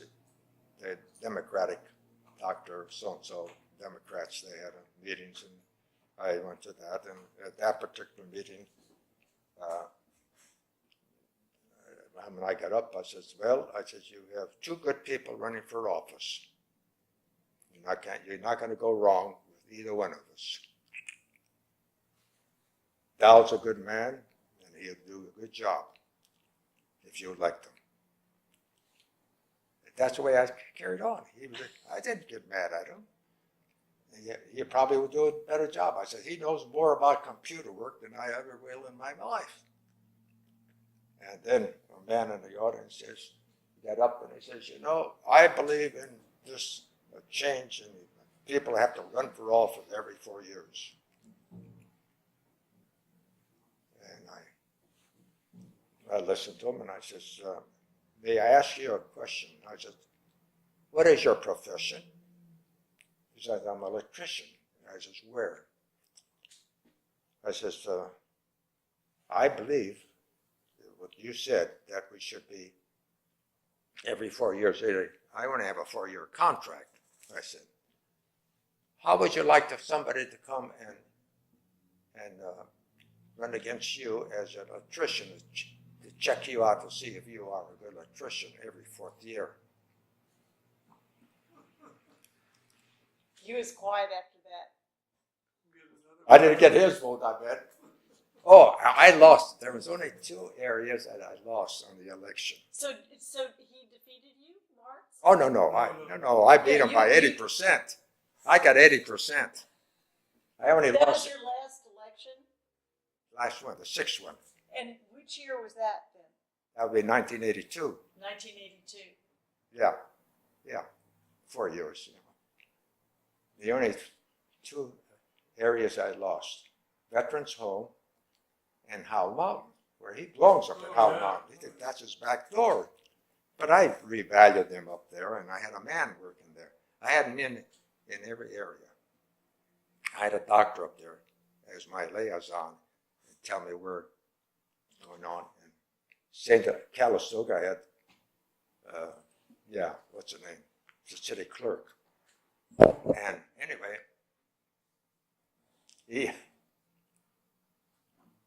I said, I wonder why did I lose the Veterans Home? I was up there campaigning, and I went around, and what happened was, about 2 years before, the law changed on possessory interests, that if you lived on a piece of property that it was owned by a political subdivision, the house, no taxes on that property. There's no tax. For instance, the city of Napa has a lot of them, and up at Yountville, up at the Veterans Home, there's 80 houses in there that is owned by the state of California that people live there. And some of them live there for 25 years. They get water paid for, electrical, this maintenance, and all. So when that possessory interest came in, well, naturally, guess who had to go up? I went up there myself, not of my staff. I made it. All the meetings, and told them what I was going to do. I'm going to get an economic rent first. Are they paying a fair rent? And then I went from there and took the average lifetime they used. And they were paying like $150 to $185 tax, possessory interest tax. They weren't happy with me. They didn't pay anything before. And then over in Sonoma, they use a kind of a flat rate, and they said, no. So that's why I didn't make any money there. They just had all the vets vote against me. Didn't bother me. Part of the life of a politician. You don't make friends being an assessor or a planner. I know we've got to stop it. I just want to That's ask all right. you one quick question. We keep this really short because this is the last thing, but it just came to me, and that is, why do you think that Napa County is so different from Sonoma County in terms of preserving ag lands? I don't know whether Sonoma County is preserving theirs. I think Napa County is the only one that has this type of a preserve. It took a lot of hard work, and we had a strong group of supervisors that created this. I think, I can't remember of any other place around that took this upon to do this. And of course, we had a lot of people then came on the bandwagon and says, yes, it's nice to have it. I don't know. I don't know about what Sonoma's doing. Really, they don't have any restrictions like that.